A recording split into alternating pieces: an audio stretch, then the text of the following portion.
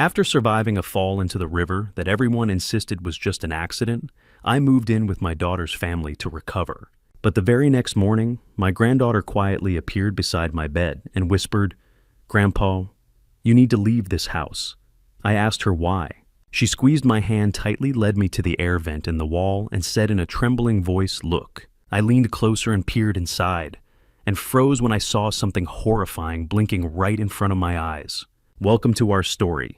Before we begin, please take a moment to like the video, subscribe to the channel, and let me know in the comments where you're watching from around the world. I always enjoy seeing how far these stories travel. And tell me this, if your grandchild whispered a warning like that to you, would you stay in the house or leave immediately? Just a quick note, the story you're about to hear is a fictional narrative, dramatized for storytelling and created to explore meaningful themes. The Ashley River doesn't simply flow, it devours.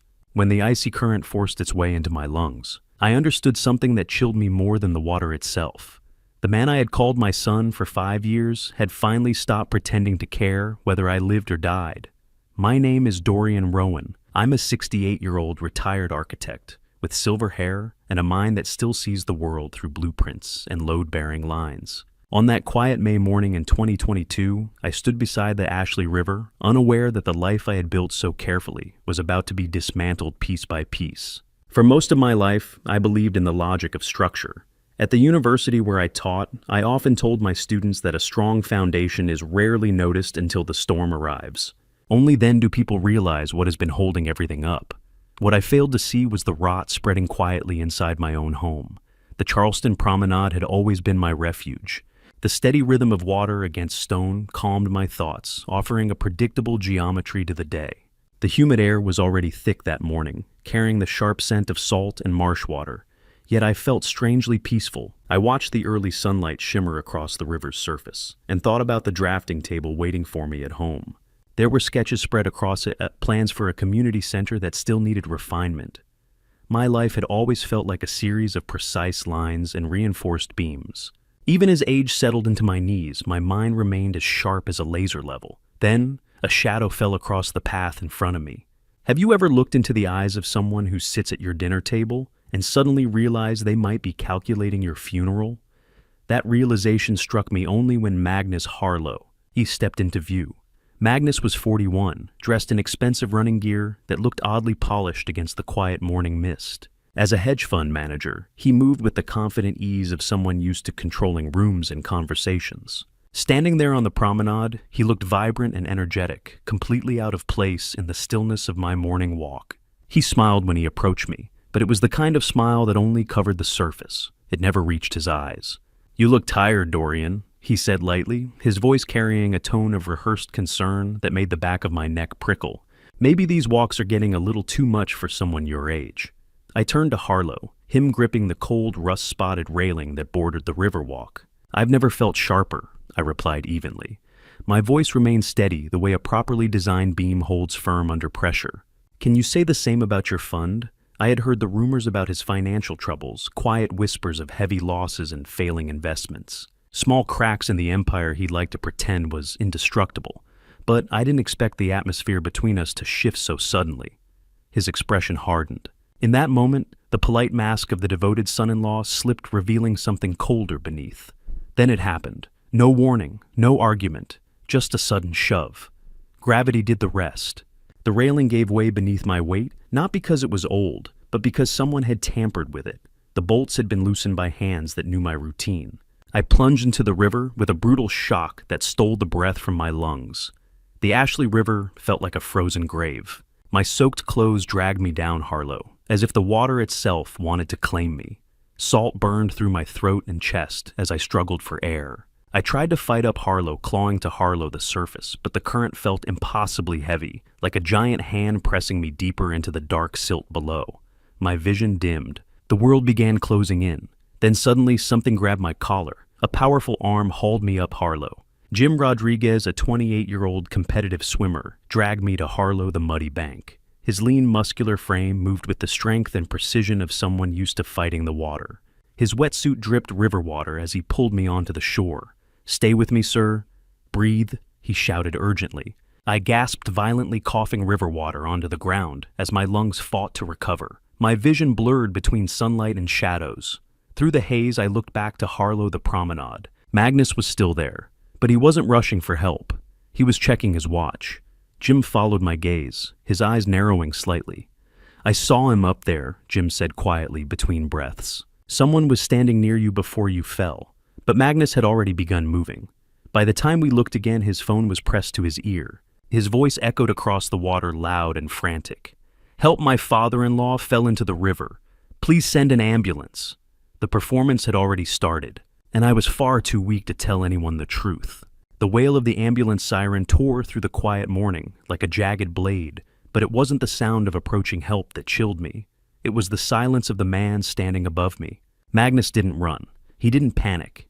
He didn't even pretend to be surprised. Instead, he stepped deeper into the scene, weaving himself directly into the rescue, as if he belonged there, using concern as armor, while he quietly seized control of the story before anyone else could speak. I lay sprawled on the muddy riverbank, gasping for air that burned through my lungs like liquid fire. Each breath scraped painfully against my throat, thick with river water and silt. The paramedics rushed down the slope to Harlow U.S. boots, sliding against wet grass as their equipment rattled. Magnus stepped for Harlow to meet them. His face twisted into a perfect imitation of panic. "Oh God, Dorian!" He shouted loud enough for every responder within 20 yards to hear. I only looked away for a second. "How did you trip?" His voice trembled just enough to sound convincing. I tried to answer, but my throat felt like an empty cavern filled with salt and grit. The metallic taste of blood spread across my tongue as I struggled to form words.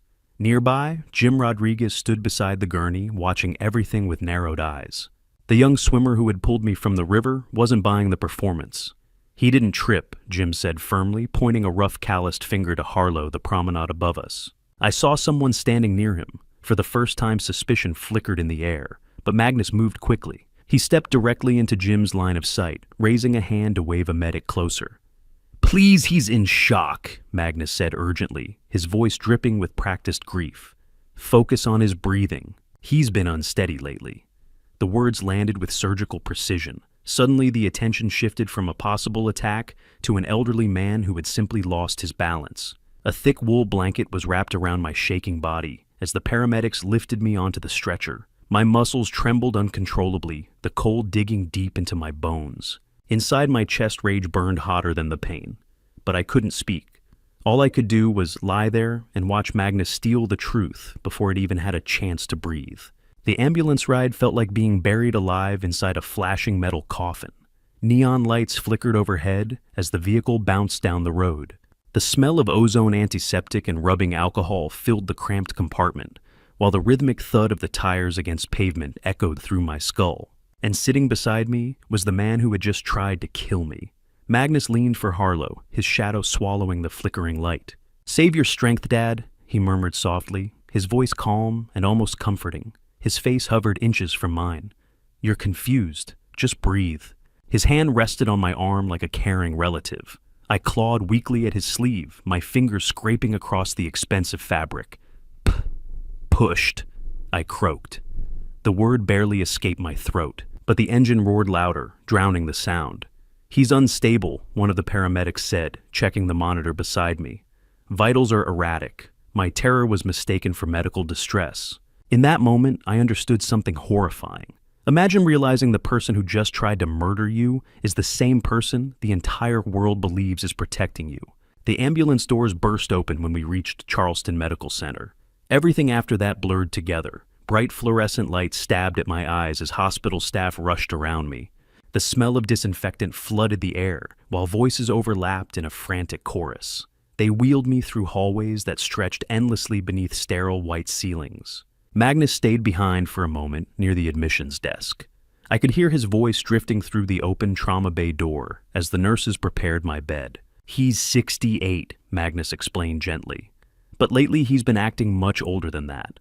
I was afraid something like this might happen. The poison was already spreading. By the time the doctors began examining me, Magnus had quietly planted the first seeds of doubt. Not attempted murder, just an aging man losing his balance. The curtain closed around my hospital bed, sealing me inside a bright cage of plastic and metal. For a moment, the room fell silent. Then Magnus stepped inside. He leaned close, too close. The smell of expensive espresso clung to his breath as he bent to Harlow my ear, and for the first time since the river, I saw his real face. Not the charming investor, not the devoted son-in-law, just the predator hiding underneath. "It's a long way down, Dorian," he whispered. His voice was as cold as the river silt. "You should have stayed under." The steady rhythmic beep of the heart monitor echoed through the hospital room like a cruel countdown. Each sound felt like a digital metronome, marking the seconds until someone officially declared that my mind, my independence, was gone. There is a special kind of terror in knowing you are completely sane while the world around you is calmly, professionally deciding that you are not. I lay trapped in the narrow ER bed, the thin plastic hospital bracelet digging into my wrist. My body felt weak, heavy with exhaustion and medication. At the foot of the bed stood Magnus. He wasn't watching me, he was watching the doctor. Dr. Aris Thorne, the neurologist assigned to evaluate me, stood beside my chart. He wore wire-rimmed glasses and carried himself with the quiet detachment of a man who spent his days analyzing damaged minds. His voice had the sterile calm of surgical steel. He looked down at the tablet in his hands the way an engineer might examine a malfunctioning machine. Magnus's performance began again. "He's been forgetting things lately," Dr. Magnus said softly. His voice carried a careful mixture of concern and sorrow. Names, dates, little details. He paused, lowering his tone as if sharing something confidential. "Last week he thought it was 1995. I think the fall into the river was just the breaking point. Every word was perfectly placed. I tried to speak, I tried to tell the truth, but when I forced the air from my lungs, the sound that escaped my throat was nothing more than a ragged wheeze. That's a lie," I croaked weakly. My mouth felt like dry cotton. The sedatives in my bloodstream made my tongue feel thick and slow. I remember I struggled to say. He pushed me. I remember his hands. Magnus let out a soft sigh. It was the sound of patient disappointment, the kind a loving relative might make when dealing with someone confused. The doctor glanced to Harlow him sympathetically. "You see," Magnus murmured gently. "He's agitated, hallucinating. It's probably the shock." Dr. Thorne stepped closer to the bed. The faint scent of floor wax and stale hospital air clung to his lab coat. He leaned in to examine my eyes, shining a small penlight across my pupils. He didn't look at the fear in my face. He only looked at the data. In that moment, I realized something chilling. If a man loses his home, people feel sorry for him. But if a man loses his mind, people quietly begin planning what to do with him. Which one do you think the world finds easier to dispose of? The doctor began asking questions. "Dorian," he said calmly, "can you tell me who the president is?" Of course I knew the answer, but as I opened my mouth, the room suddenly tilted. The fluorescent lights overhead stretched into long, white streaks as dizziness washed through my skull. "My head?" I muttered weakly. "It's spinning." I forced my eyes to Harlow him. "Why won't you listen about Magnus?" The doctor tapped something into his tablet. His expression carried polite pity. Strangely, that look hurt more than the river water that had burned through my lungs earlier that morning. Then it hit me, the sedative. The medication the nurse had given me earlier wasn't standard. Magnus must have whispered something to the staff, perhaps suggesting I had become violent or unstable. That would explain the dosage. He had ensured I would be too drugged to defend myself during the evaluation. My thoughts began slipping away like architectural drawings left out in the rain. Lines blurred. Structures dissolved. Memories lost their sharp edges. By the time Dr. Thorne finished his questions and left the room, I was sinking deeper into a fog of chemicals. The door opened softly. Magnus lingered for a moment in the doorway, his tall silhouette framed by the dim hospital lights. "Sleep well, Dad," he said quietly. The lights in the room dimmed. The door closed behind him. I stared up at the square acoustic tiles covering the ceiling, trying desperately to reconstruct the events of the morning with the careful precision I had once used to design buildings. I had designed skyscrapers that could withstand hurricanes. So how was it possible that my own life was collapsing this easily? My fingers moved weakly to Harlow, the plastic hospital band around my wrist. As I adjusted it, something brushed against my skin, a tiny piece of folded paper. Confused, I pulled it free with trembling fingers. The paper was crumpled and soft, as if someone had hidden it quickly. I squinted at the messy handwriting. It wasn't from a doctor. It was from Milo. "I saw him leave early," the note read. "He didn't have his running shoes on. For a moment, the room fell silent around me. That small message from my grandson felt like a fragile lifeline thrown into a sea of lies. But it also confirmed something far more terrifying. The attack at the river hadn't been the end of Magnus's plan. It was only the beginning. The hunt hadn't stopped outside. It had simply followed me inside the house. The small scrap of paper Milo had slipped to me stayed hidden in the palm of my hand, its crumpled edges pressing against my skin like a shard of truth, cutting through the chemical fog clouding my mind.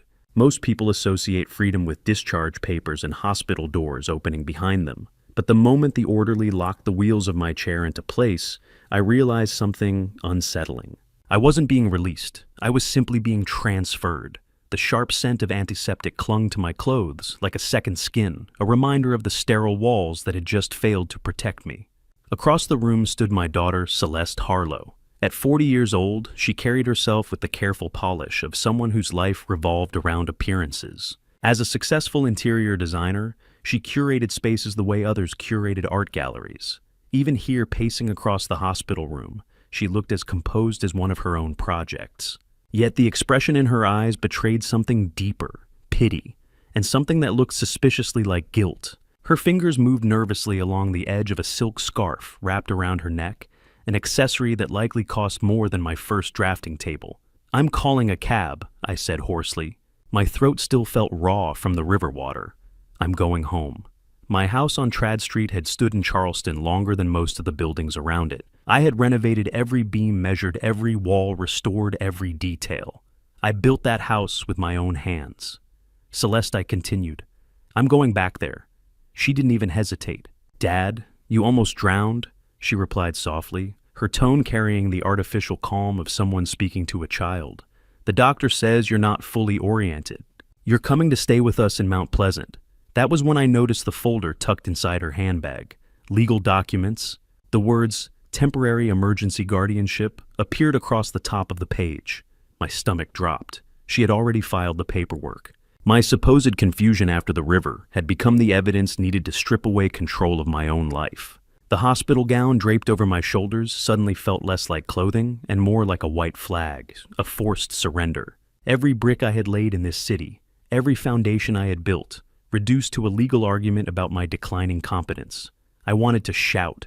I wanted to remind them that I had designed buildings that still stood after hurricanes. But the medication in my system made my tongue feel like soaked timber, heavy, useless. Celeste gently helped me into the passenger seat of her luxury SUV. The door closed with a soft, expensive thud. The sound sealed me off from the outside world. As we pulled away from the hospital, the familiar streets of Charleston slid past the window in slow, blurry motion. Inside the vehicle, the recycled air from the climate system smelled faintly of leather and artificial citrus. I reached into my pocket. My phone. I needed to call Jim Rodriguez. He had seen Magnus near the railing. He was the only witness who might believe me. But when I pulled the phone out, I stared down at nothing more than a dead piece of glass. The screen was shattered. The battery was completely drained. Convenient damage that must have happened during the chaos of my hospital admission, or perhaps before. "Where's my phone, Celeste?" I asked quietly. The isolation began settling deep into my chest. "It's broken, Dad," she replied without looking away from the road. "Magnus took it to get fixed." Her voice was calm. Too calm. "Just relax and look at the view," she added softly. "Charleston is beautiful this time of year. Funny how the people who claim to care about you the most always know exactly which emotional pressure points to press." We crossed the Arthur Ravenel Jr. Bridge a few minutes later. The vibration of the tires hummed through the seat beneath me as the sunlight reflected sharply off the Cooper River below. I looked down at the water, the same water that had almost become my grave, and I realized something unsettling. With every mile we drove across that bridge, I was moving further away from the witnesses of my life. Celeste's hands gripped the steering wheel tightly, too tightly. Her knuckles had turned pale against the leather. "You're shaking," I said quietly. "Is everything all right at home?" She didn't answer immediately. "Everything is perfect," she whispered at last. Her voice sounded thin and strained. "It has to be." The words lingered in the air between us. When we turned into the driveway of the Mount Pleasant estate, I noticed something immediately. A professional security van was just pulling away from the property. Magnus had been busy while I was in the hospital, The large iron gates behind us slid shut with a heavy metallic click. The sound echoed with chilling finality, like the bolt of a prison door locking into place. And standing on the front porch waiting for our arrival was Magnus Harlow. He greeted us with a smile, but his eyes held no warmth at all. The scent of jasmine in Mount Pleasant was thick enough to suffocate a man. Its sweetness hung heavily in the humid air, a perfume so overpowering it felt almost deliberate, as if it existed to hide the darker smells beneath it. Stagnant water, old wood, rotting secrets buried inside the walls. As the iron gates behind us clanged shut, the sound echoed through the courtyard with chilling finality. Magnus's hand settled on my shoulder. The grip was firm, too firm. It wasn't the reassuring touch of a caring son-in-law.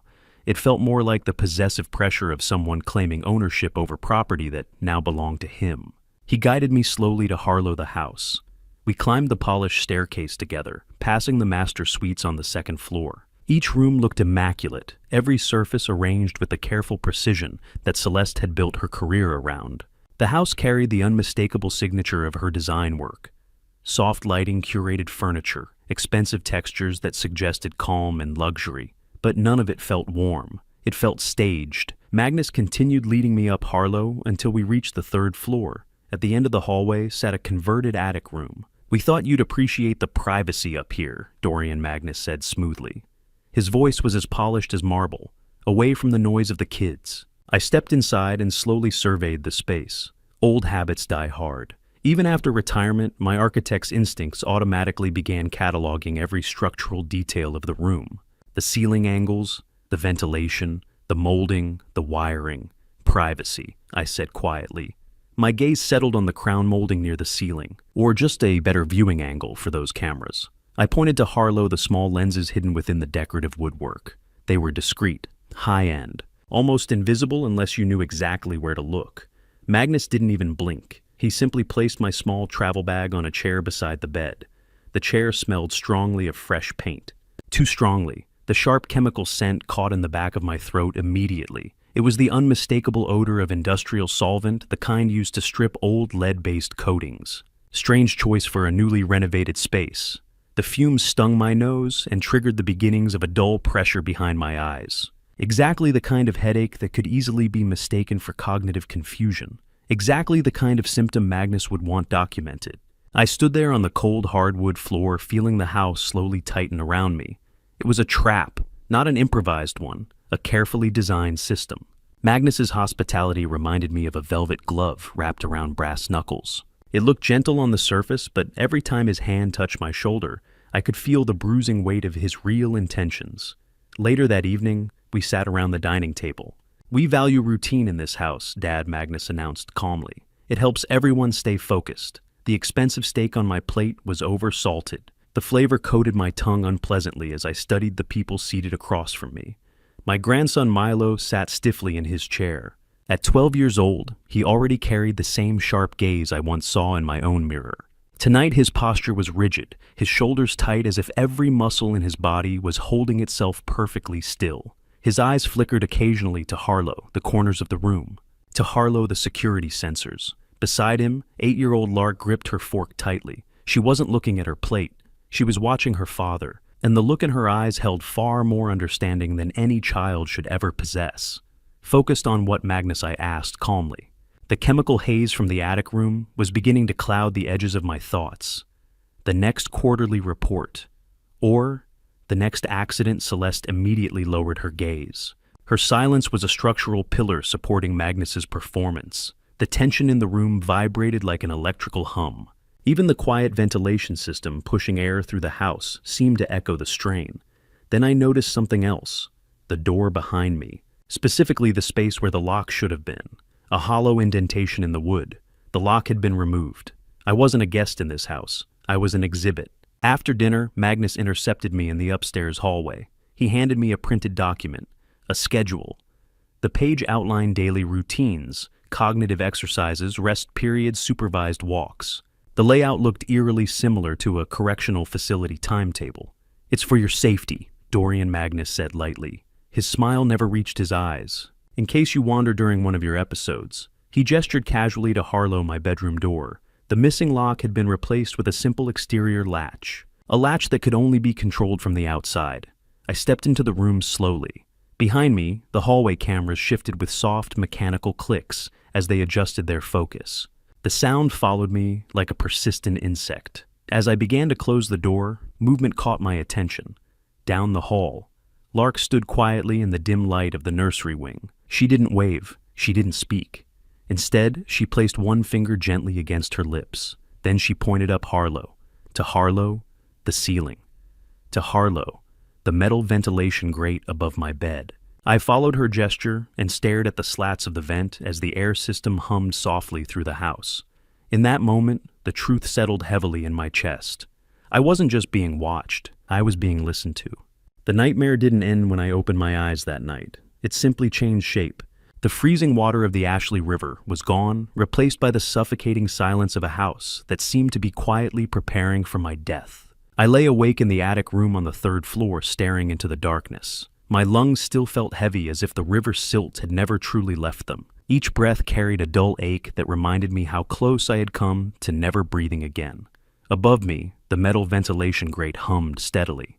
At first, the sound seemed harmless, a low, mechanical vibration, like any ordinary HVAC system. But the rhythm was too consistent, too controlled. It was deliberate. After decades of designing buildings, you learn to recognize how sound travels through structure. A house like this should have subtle variations in airflow. But the hum above my head was perfectly even. White noise, a generator. Someone had installed it intentionally. The device masked every sound traveling through the vents, turning the entire upper floor into a carefully insulated chamber. Conversations, footsteps, doors opening and closing, everything below would vanish into that steady mechanical hum. It was brilliant engineering and terrifying. It meant Magnus and Celeste could move freely through the house, finalize whatever plans they were making, and I would never hear a thing. The chemical smell in the room grew stronger as the night deepened. The sharp bite of industrial solvent clung to the walls, mixing with the warm midnight air. It irritated my throat and made my temples pulse with a dull ache. My thoughts began scattering into uneven fragments. Exactly what Magnus wanted. I clenched my jaw and forced myself to focus. Walls don't just speak, I whispered quietly to the empty room. They record. Closing my eyes, I began mapping the house in my mind the way I once mapped architectural projects. The ductwork, the beams, the staircases, every reinforced floorboard. I searched for weaknesses the way an engineer studies a flawed design. There had to be a flaw somewhere. A soft metallic click interrupted my thoughts. I froze. The sound came from the door, the latch. Someone was opening it from the outside. My heart began pounding against my ribs as the door slowly eased open. A small figure slipped inside. Moonlight from the hallway framed his silhouette. "Milo," I whispered. My grandson stepped quietly to Harlow, the bed clutching a small electronic device in his trembling hands. He moved like a shadow, every step careful and deliberate. When he reached me, he leaned close. "Grandpa, don't make a sound," he breathed. His voice was barely audible above the white noise humming through the vents. The vents. "He can hear your breathing." I sat up slowly. "Milo." "What are you doing here?" I whispered. I reached out and touched his arm. The boy was shaking. "Badly." "You're freezing, son." He didn't answer. Instead, he grabbed my hand with fingers so cold they felt like ice. "You have to see the papers," he said urgently. "He thinks you're too confused to notice. But he's moving everything." His voice trembled. "He's taking everything away." How do you explain to a 12-year-old that the man who gave him his last name is the same man trying to erase yours from existence? I didn't have the words. So instead, I nodded. Milo led me quietly out of the room. What terrified me most wasn't the danger. It was how confidently he moved through it. He knew exactly which floorboards creaked, which corners held motion sensors, which steps to avoid. Magnus had built a surveillance system throughout the house, but Milo navigated it like someone who had memorized the entire map.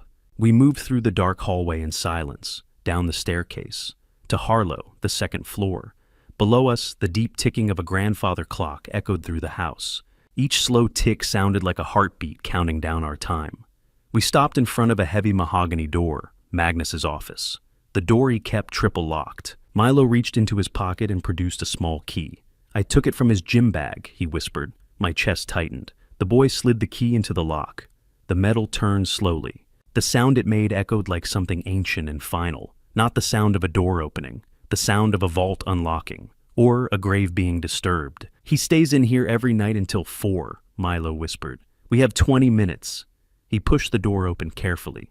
And that's when I noticed something that made my blood turn colder than the river water. Milo was wearing running shoes, bright neon-trimmed running shoes. The same pair Magnus claimed he had been wearing during his morning jog, the jog where he supposedly found me falling into the river. But Milo wasn't hearing about the accident secondhand. He had seen it. He had been there. My grandson tightened his grip on my hand as we stepped into the office. The room glowed with the cold blue light of 3 computer monitors. Their screens illuminated a large desk covered in neatly organized folders, every one of them labeled with my name. Stepping into Magnus's office felt like walking into the aftermath of a crime that hadn't technically happened yet, a room where my entire life had already been dissected, analyzed, and reduced to numbers on a spreadsheet. The door closed softly behind Milo and me. The smell of stale coffee hung in the air, heavy and bitter. On the desk sat a folder labeled with my social security number. Seeing it there made my stomach twist. I opened the first folder I saw. Inside was something even worse, a contingency file. The date printed on the first page froze my blood. 6 months ago. This plan had not been created in a moment of rage or desperation. The attempt to drown me in the Ashley River had been carefully prepared, structured like a long-term investment strategy. Magnus hadn't acted impulsively. He had designed it. The office itself was illuminated by the eerie blue glow of 3 enormous computer monitors. Their cold light reflected off Milo's glasses as he stood beside me, nervously watching the hallway through the partially open door. Somewhere behind the desk, a hard drive hummed quietly. The sound was steady, mechanical, almost like a heartbeat echoing through the room. I turned my attention to Harlow the screens. What I saw there told a different story than the confident image Magnus presented at dinner every night. The computer was connected to a private server for his hedge fund, but the numbers weren't rising. They were collapsing. The graphs on the screen bled red. Investor capital had plummeted, leaving behind a jagged crimson line that dropped lower with every passing week. It was a financial freefall. The empire Magnus had spent years pretending to build was crumbling. Milo gently pointed to Harlow, a drawer beneath the desk. Unlike the other furniture in the office, this drawer was reinforced with steel. Its construction looked out of place inside the elegant mahogany desk. "He spends hours in here every night," Milo whispered. His voice trembled slightly. "He's not looking at the stocks when he comes in here." Milo swallowed. "He's looking at that." I glanced again at the bleeding financial charts on the monitor and shook my head slowly. "These numbers are hemorrhaging," I said quietly. "This isn't an investment fund anymore. It's a furnace." I reached down and pulled open the steel drawer. The metal handle felt cold against my skin. Inside were rows of meticulously organized files. Looking through them felt like witnessing my own autopsy while my heart was still beating. Every document told a story. My story. I lifted out a thick leather folder that felt strangely heavy in my hands. This wasn't just a business file. It was an archive of my life. When I opened it, the faint papery scent of old architectural drawings drifted into the air. Blueprints, original ones. "Why does he have my designs from 1985? I murmured. The pages showed early drafts of the Charleston Library project I had worked on decades ago. My handwriting, my measurements, my notes. Beside me, Milo watched anxiously. "He says he's protecting the family assets," Milo said softly. "But he's been selling things." I didn't answer. Instead, I continued digging through the drawer. At the very bottom sat a red folder. The label printed across its front made my heart stutter. Dorian Rowan Contingency Plan, Phase 2. I pulled it out slowly. My hands trembled slightly. Inside the folder sat a neatly printed insurance policy, a massive one. The number printed on the page glared back at me. $3,500,000. Magnus Harlow was listed as the sole beneficiary. My breath caught. Beneath the insurance policy was another document, a power of attorney. My eyes immediately went to the signature line. I stared at it, then I shook my head. "That's not my signature," I whispered. "I never signed this." The forgery was almost perfect. The pen strokes mimicked my handwriting with unsettling precision. But I knew every line of my own signature. This one was wrong.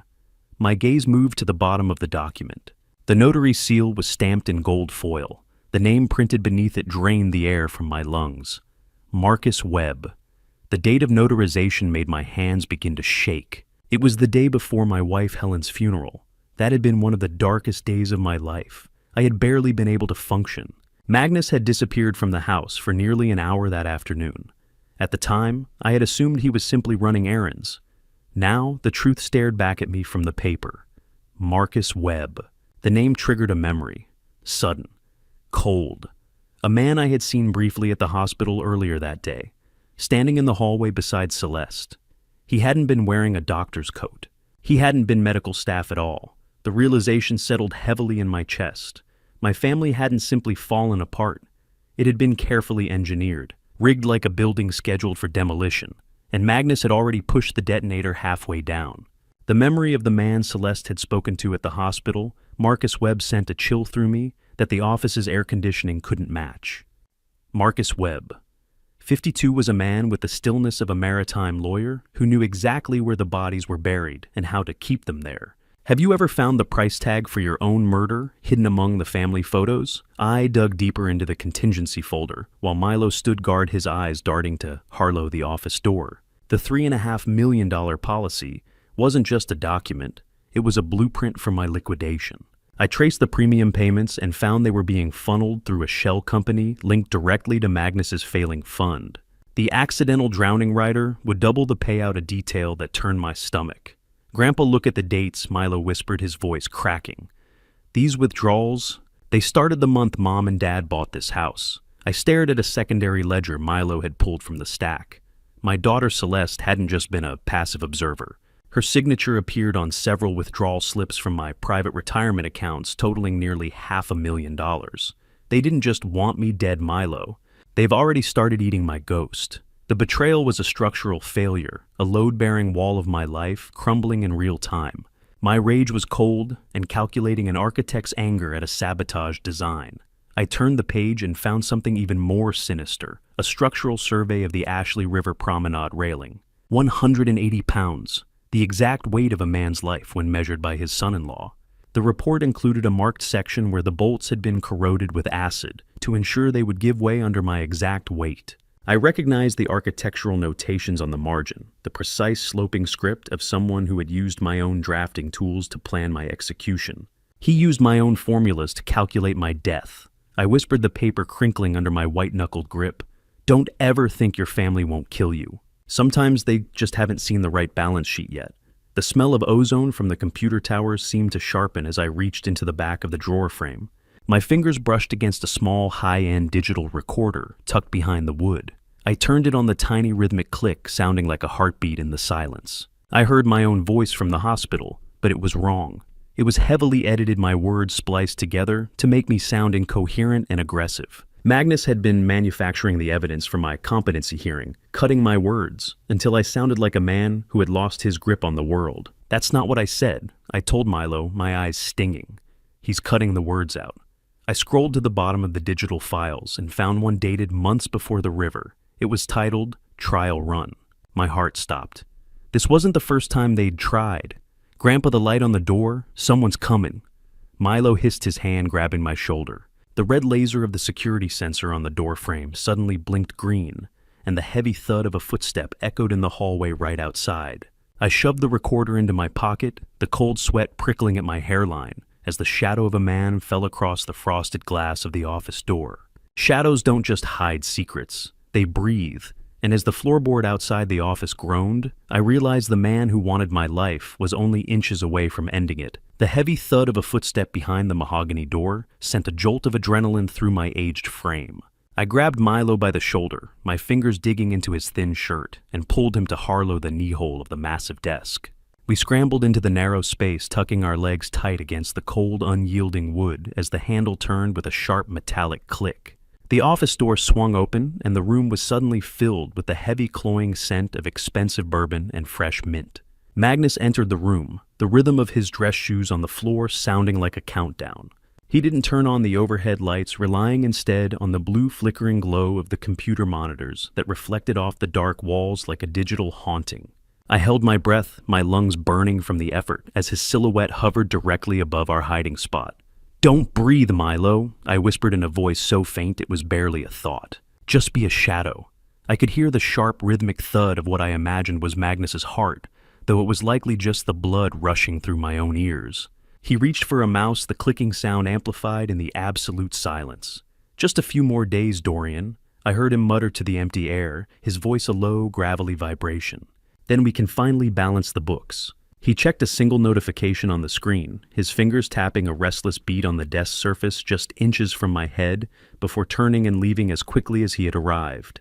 The door closed and the lock engaged with a finality that left us in darkness. You think you know your family? You think blood is a bond. But in this house, blood was just the ink used to sign my death warrant. Once the sound of his footsteps faded down the hall, I crawled out, my hands trembling. My palm brushed against a hidden latch in the back of the desk drawer, a structural secret I hadn't noticed before. I pressed it, and a secondary compartment slid open. Inside was a ghost gallery. I stared at surveillance photos of two other women, Margaret Thornton of Savannah and Susan Whitfield of Atlanta. Taped to the back of the dry, papery death certificates were news clippings of tragic accidents involving water. "He didn't just target me, Milo," I whispered, showing him the photos. "This is a trophy room." My stomach turned when I saw the final detail, 3 gold wedding rings nestled in a velvet-lined corner of the drawer. He kept them like architectural souvenirs. "Grandpa, those ladies," Milo said, his voice small and hollow. "They look like they're sleeping in the water." The realization hit me harder than the river had. I wasn't just a victim, I was a project. The third building in a skyline of corpses. I picked up the digital recorder again and realized that the file labeled Trial Run wasn't a rehearsal of my death. It was a recording of Margaret Thornton's final gasping moments. Milo ushered me out of the office, his young face hardened by the horror we had uncovered. We navigated the dark hallway back to the 3rd floor, every creak sounding like an alarm. I collapsed onto my bed, the weight of the discovery pressing down on me. "Go to bed, Milo. Lock your door. From now on, we play the part he wants." As the first light of dawn touched the window, I heard Magnus's voice from the hallway, cheerful and loud, calling me down for breakfast as if he hadn't just stood over my hiding spot with the soul of a reaper. Looking into the mirror that morning, I didn't see an architect. I saw an actor preparing for the most dangerous opening night of his life, where a single missed cue would mean a permanent curtain call. I deliberately chose mismatched socks and left my top shirt button dangling loose to reinforce the image of a man losing his grip on detail. I practiced a vacant, slightly confused expression in the glass, letting my jaw slacken just enough to look defeated. From below, I heard the cheerful sounds of a family breakfast, Celeste humming a soft tune, the distant muffled laughter of Lark. But to my ears, it sounded like a curated stage play designed by a predator. "Just a confused old man, Dorian," I whispered to my reflection. "Be the victim they want to see." As I descended the stairs, the vibration of the hall clock ticked like a heart monitor marking each step. I walked into the dining room, where the scent of heavy, humid gardenias drifted through the open window, a cloying floral smell that seemed too thick for the morning air. Celeste was serving bowls of expensive local berries, their dark juices staining the white porcelain. I realized then that the fruit was laced with the same chemical irritant from the room paint, an overly sweet chemical aftertaste clinging to the edges of the flavor. It was a subtle toxin designed to induce the very fogginess Magnus was so eager to document. Magnus was seated at the head of the table, his perfectly manicured nails tapping a restless rhythm against the wood as he skimmed a digital paper. He greeted me with a cheerful tone that didn't match the cold thud of the footsteps I had heard outside his office hours earlier. "Did you hear the house settling last night, Dorian?" He asked, his eyes never leaving the screen. "I thought I heard footsteps on the 2nd floor around 3. I paused, letting a flicker of faux panic cross my face as I sat down. I had a dream about the River Magnus. I think I got up for water, but I couldn't find the kitchen. The stairs, they keep moving on me. Have you ever sat across from your own flesh and blood and watched them wait for you to fail, like vultures circling a dying animal in a $5,000 dining room across from me? Milo sat rigidly, barely touching his food, his eyes fixed on his plate to avoid betraying our shared secret. Magnus leaned in, testing me. "Remember, we talked about selling your drafting table yesterday, Dad. You agreed it was just taking up space. It was a lie, a fictional conversation from a day that never happened. Did I asked, my voice thin. "Yes. I suppose everything is taking up space lately." I saw the triumphant glint in his eyes. a hunter who believed his prey was finally cornered.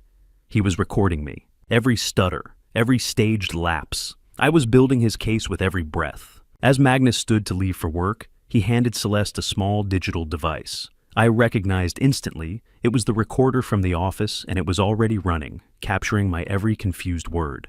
He paused at the door, his hand on the frame, and looked back at me with a look of predatory pity that made my skin crawl. "Don't worry, Dorian. We're going to get you the help you need today. Real help." I closed the bedroom door and leaned against it, the staged tremor in my hands finally becoming real as the adrenaline from the dining room began to drain away. The silence of the attic room pressed against my ears, like a physical weight, broken only by the faint hum of the white noise generator. I walked to the window, pulling the heavy curtain back, just enough to watch Magnus's luxury SUV disappear down the driveway. I realized then that the care plan Celeste mentioned wasn't just about my health. It included a provision for Magnus to begin the immediate liquidation of my firm's intellectual property. "They've built the cage, Dorian," I whispered to the empty room. "Now you have to find the one loose bolt." I immediately began a mental structural inventory of my situation, deconstructing the morning's performance like an architect reviewing a flawed blueprint. I had the evidence from the office, but I was physically isolated on the third floor, and legally being boxed in by the cognitive specialist Magnus was bringing over. The visual of dust motes dancing in the morning light seemed to mock my confinement.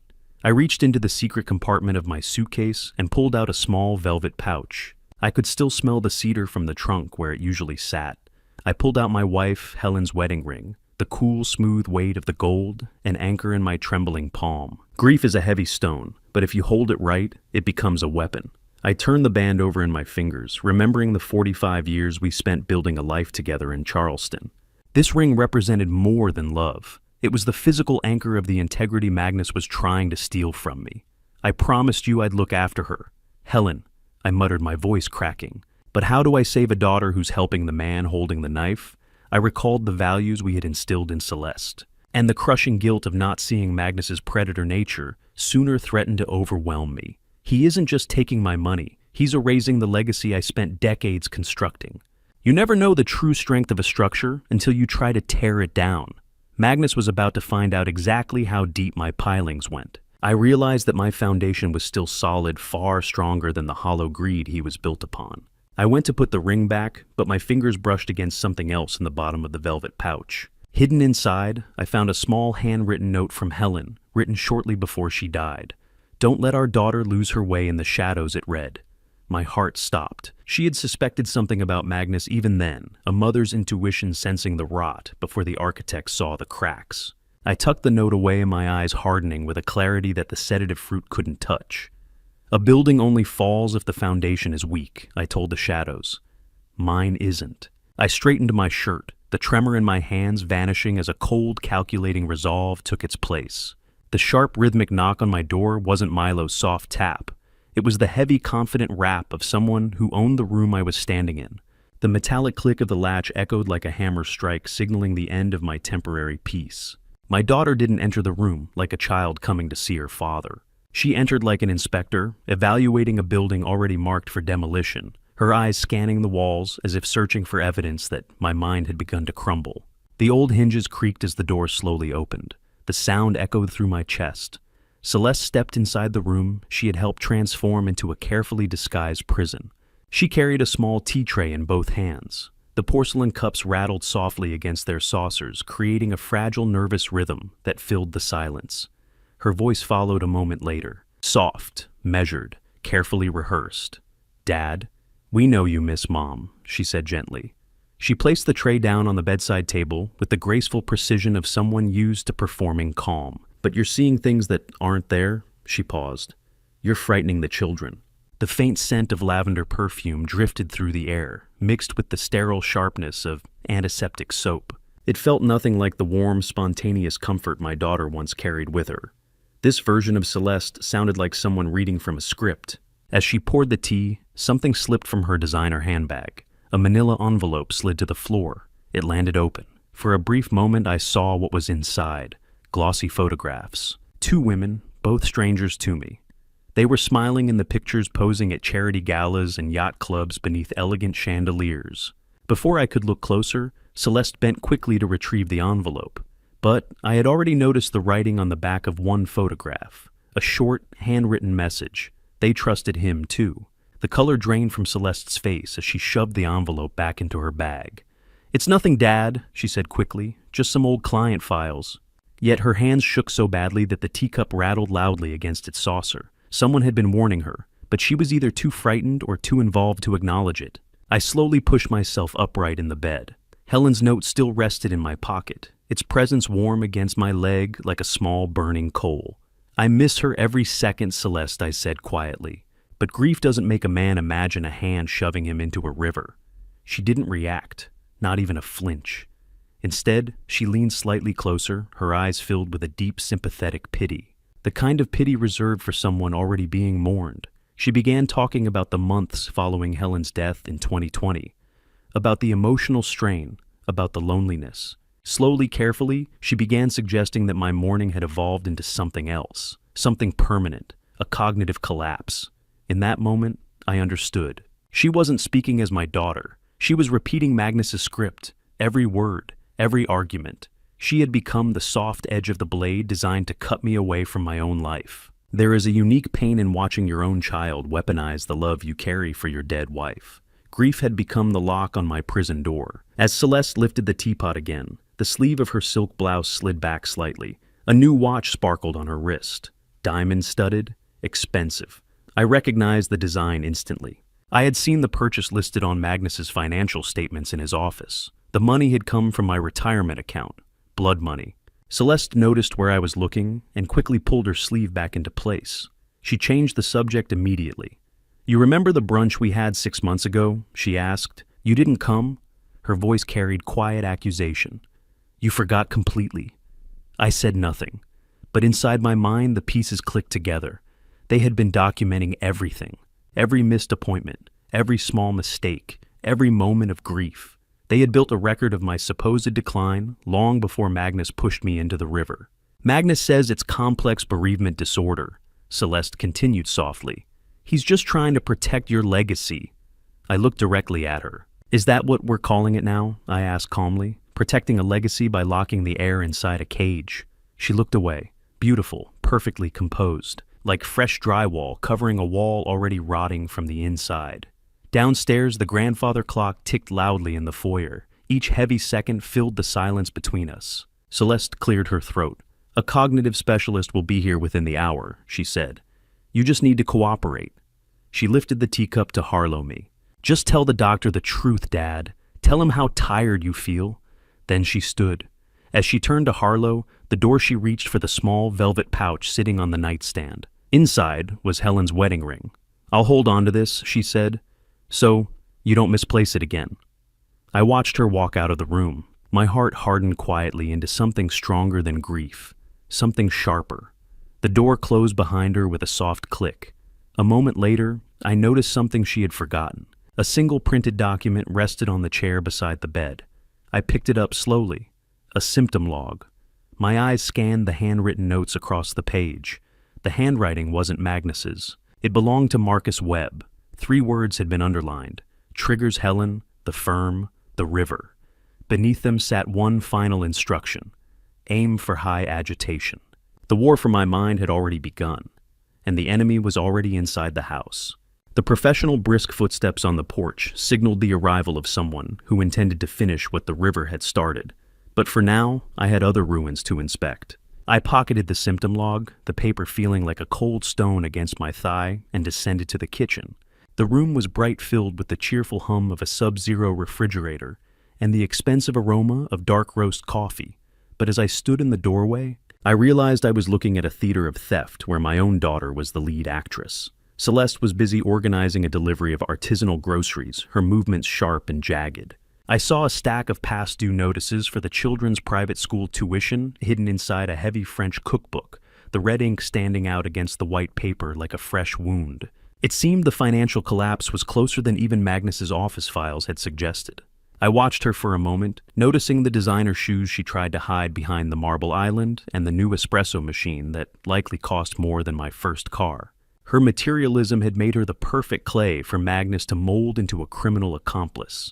"That is a lot of groceries for 4 people. "Celeste," I said, my voice shedding its confused veneer. Magnus's fund must be doing better than the news suggests. She jumped her heels clattering on the polished floor. We just like quality, Dad. Don't worry about the receipts. I walked to the quartz countertop, the surface cold and smooth under my fingers. I saw the statements in the office, Celeste. $400,000 in credit card debt. Is that why you notarized those papers at the hospital?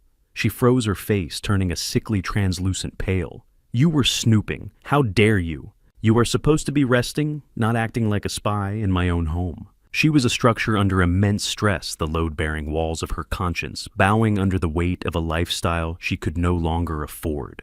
I abandoned the act entirely, my voice becoming the authoritative architect once again. Do you truly trust him, Celeste? Or are you just too afraid of the debt to look him in the eye? My heart broke for her, yet I couldn't ignore the rot. How many dinners can you buy with your father's soul before the taste of the food turns to ash in your mouth? Celeste exploded, then a defensive rant fueled by desperation. You are being paranoid. She screamed, using the very words from Marcus Webb's notes to shield herself from the truth. You're delusional. I am calling Magnus. You're clearly having another episode and need to be upstairs. She swept the expensive groceries into the sink with a frantic, destructive energy and stormed out of the room. As she fled, her phone slipped from her pocket and skittered across the marble. It landed face up the screen, flickering to life with a text from Magnus. I leaned over, my eyes narrowing as I read, Is the old man quiet? Yet Webb says we need the signature by Friday, or the house is gone. I stood alone in the sterile brightness of the kitchen, the hum of the refrigerator, the only sound left. The text on Celeste's phone screen flickered out, but the words, or the house is gone, remained burned into my vision. They weren't just killing me for profit, they were killing me for survival. Survival isn't just about outrunning a predator. It's about understanding the architecture of his past kills. And as Milo slipped me a thin, worn envelope in the hallway, I knew the blueprints of my own demise were finally within reach. The sound of the front door latch clicking earlier had signaled Celeste's retreat to the garden, but it was the shadow of Milo appearing in the service hallway that brought the real evidence. He stood there, chest heaving, his young face a mask of protective urgency that no child should have to wear. He was going to throw these away, Grandpa Milo, whispered his voice barely audible over the hum of the house. I saw them in the trash bag in his car. He handed me the envelope, and as I pulled out the first item, a dry cleaning receipt crinkled in my trembling hands. It was for a suit Magnus wore the day of my accident, marked with urgent notes about river mud and salt stains, despite his sworn statement to the police that he had never even touched the water. You're a brave man, Milo, I said, tucking the paper into my pocket. Go play in the yard now. Don't let them see you with me. I retreated to a dim corner of the living room, the humid air of the hallway still pressing against my skin like a physical threat. I opened my laptop, the blue light of the screen reflecting in the dark room, as I began a targeted search for the names I'd found in his office, Margaret Thornton and Susan Whitfield. Searching for these women was like scrolling through a catalog of ghosts, each one a structural failure in Magnus's soul that he'd patched over with stolen cash. The digital obituaries appeared one by one, chilling in their similarity. Margaret had died in a Savannah boating accident in 2015. Susan had drowned in a private pool in Atlanta in 2018. Both were wealthy, both were recently married to a man using a slightly different alias. But the photos Milo had recovered matched the digital portraits perfectly. Boating accident, private pool, Ashley River. The water is his signature, I whispered to the empty room. My fingers were frantic on the keyboard as I began cross-referencing these dates with what I knew of Magnus's financial history. His boutique fund had suffered its first major loss in 2014, just months before Margaret's death. A second massive shortfall hit in 2017, leading directly to Susan's unfortunate accident. If the water always claimed them when the bank accounts ran dry, what did that mean for me? A man whose house was already being measured for its final sale. The current shortfall was $3.1 million, a debt so deep that my own end-of-life timeline had been accelerated to meet a hard Friday deadline. He's not just a killer, he's an actuary of murder. I'm the third quarter dividend. I felt a visceral disgust as I realized I was just a line item on a balance sheet. I scrolled down on Susan Whitfield's page only to find a final haunting detail. Her obituary mentioned a surviving stepson who had vanished after the inheritance was settled. It was a pattern of total erasure. I was staring at Susan's smiling face on the screen when the sharp rhythmic rattle of the front door handle shattered the silence. The shadow of Magnus's frame blocked out the afternoon sun through the frosted glass, and for a second, the world stood perfectly still. The laptop screen felt like a beacon in the dim living room, a glowing confession of my sanity that I had exactly 3 seconds to extinguish before my executioner walked through the door. I heard the heavy front door thudding open, accompanied by the chillingly calm voice of Magnus calling out my name. With a sharp click, I slammed the lid shut, the heat radiating from the laptop's underside, pressing against my palm like a brand. I immediately slumped into the armchair, fixing my gaze on a nearby floor lamp, with the vacant glassy stare I had practiced in the mirror. Magnus rounded the corner, his presence filling the room with an air of cold authority. He didn't speak at first. He walked straight to the coffee table and placed his hand on the laptop lid. "The laptop is warm, Dorian," he said, his voice dropping an octave. "I thought you were napping." I let my jaw hang slightly, forcing a dry, sticky feeling into my throat. I was looking for the blueprints for the St. Jude steeple. I rambled, my voice thin and wavering, the one with the copper cap.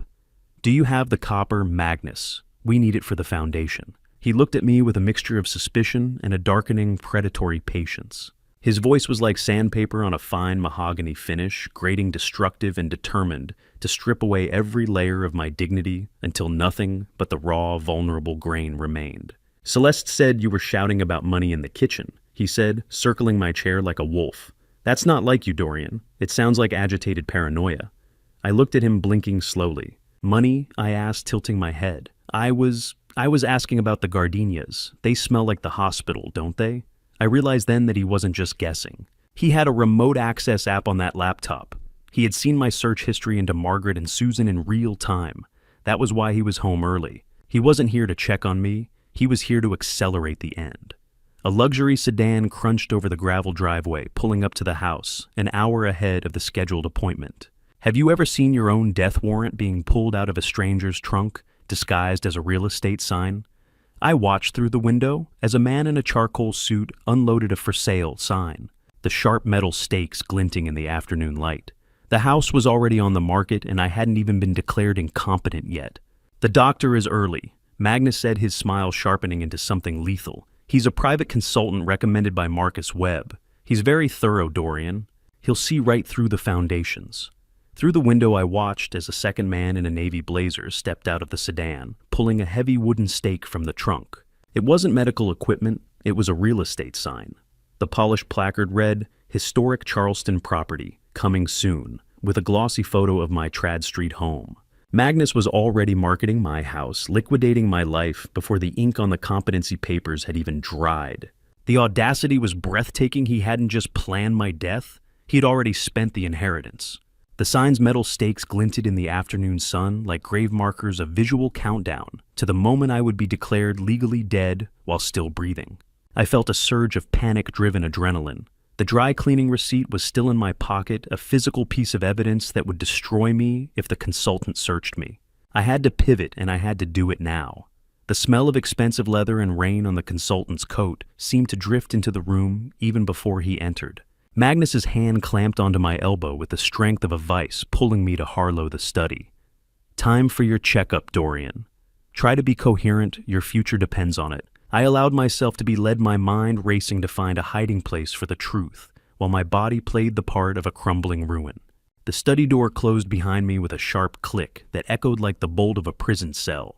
In front of me sat a man whose entire profession revolved around quietly dismantling lives with nothing more than a clipboard and a calm voice. I settled into the high-backed leather chair, the dry scent of old books and fresh printer ink lingering in the air. Behind me stood Magnus, silent and watchful, like a guard overseeing an interrogation. The man across from me introduced himself as Dr. Sterling Hayes. He wore his medical credentials like armor and a suit that probably cost more than my yearly pension. His eyes studied me with the cold patience of a vulture circling something already half dead. My pulse pounded against my ribs, but I forced my face to remain dull and unfocused. If they wanted confusion, I would give it to them. As the evaluation began, I noticed something subtle but revealing. On Hayes' wrist sat a sleek watch. I immediately recognized an exclusive promotional piece from Magnus's hedge fund. Investors received them during high-level events. That single detail told me everything. He wasn't an independent doctor. He was part of Magnus's network. Dorian Hayes said smoothly, glancing at his tablet. "Can you tell me what you were looking for on the laptop this afternoon?" I coughed softly, letting the sound scrape through my throat. "Blueprints," I muttered vaguely. My gaze drifted to Harlow the window. Charleston. Built on unstable pilings, you know. Foundations shift. Hayes began guiding me through a series of cognitive tests. At first glance, they appeared routine, simple memory questions, coordination exercises, verbal responses. But the structure of the questions told a different story. They were carefully designed to provoke agitation. Each prompt nudged to Harlow paranoia, exactly the behavioral triggers Marcus Webb had written about in the symptom log.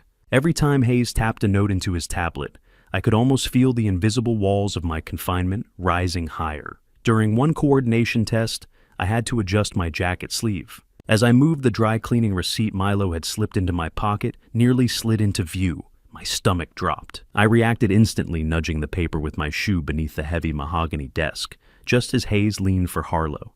He wasn't diagnosing me.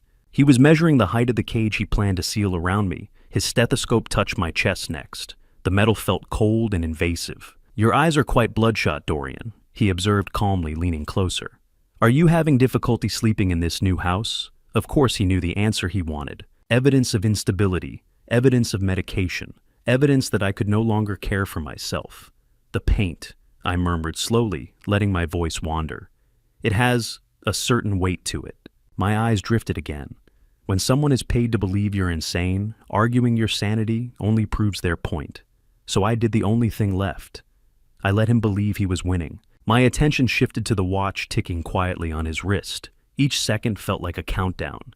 Then Magnus stepped for Harlow. "Dinner's ready," he announced smoothly. A faint smile curled across his face. Hayes stood and snapped his folder closed. "The structural damage appears worse than expected," he said coolly. "He's quite disconnected." "Thank you, Sterling," Magnus replied. His hand landed on my shoulder again, gripping it tightly. "Let's eat. We have much to discuss about the transition." As we walked to Harlow, the hallway, I slowed my steps slightly, just enough to hear Magnus lean closer to Hayes. His whisper was sharp and quiet. "We need to expedite the medication increase tonight." The words hit me like a blow. The poisoning wasn't slowing down. It was accelerating. Ahead of us, the faint clink of silverware echoed from the dining room. Crystal glasses chimed softly as someone arranged the table. I looked at the elegant place settings waiting beneath the chandelier. For Magnus, this wasn't a family dinner. It was a last supper. Walls in a luxury home are designed to insulate, but no amount of high-grade drywall could dampen the sheer, jagged edge of the terror in my daughter's voice. I had avoided the dinner table, claiming a sudden bout of exhaustion, and instead found myself pressed into the shadows of the darkened hallway near the service pantry. I moved with a careful, measured gait, avoiding the sensor zones I had mapped out in my mind. Through the cracked pantry door, I watched as Magnus and Celeste entered the kitchen after seeing Dr. Hayes out. The polished facade of the Charleston power couple disintegrated before my eyes. Magnus's voice dropped to a low, vibrating growl, a tone I had never heard him use in public, stripped of all hedge fund charm and false empathy.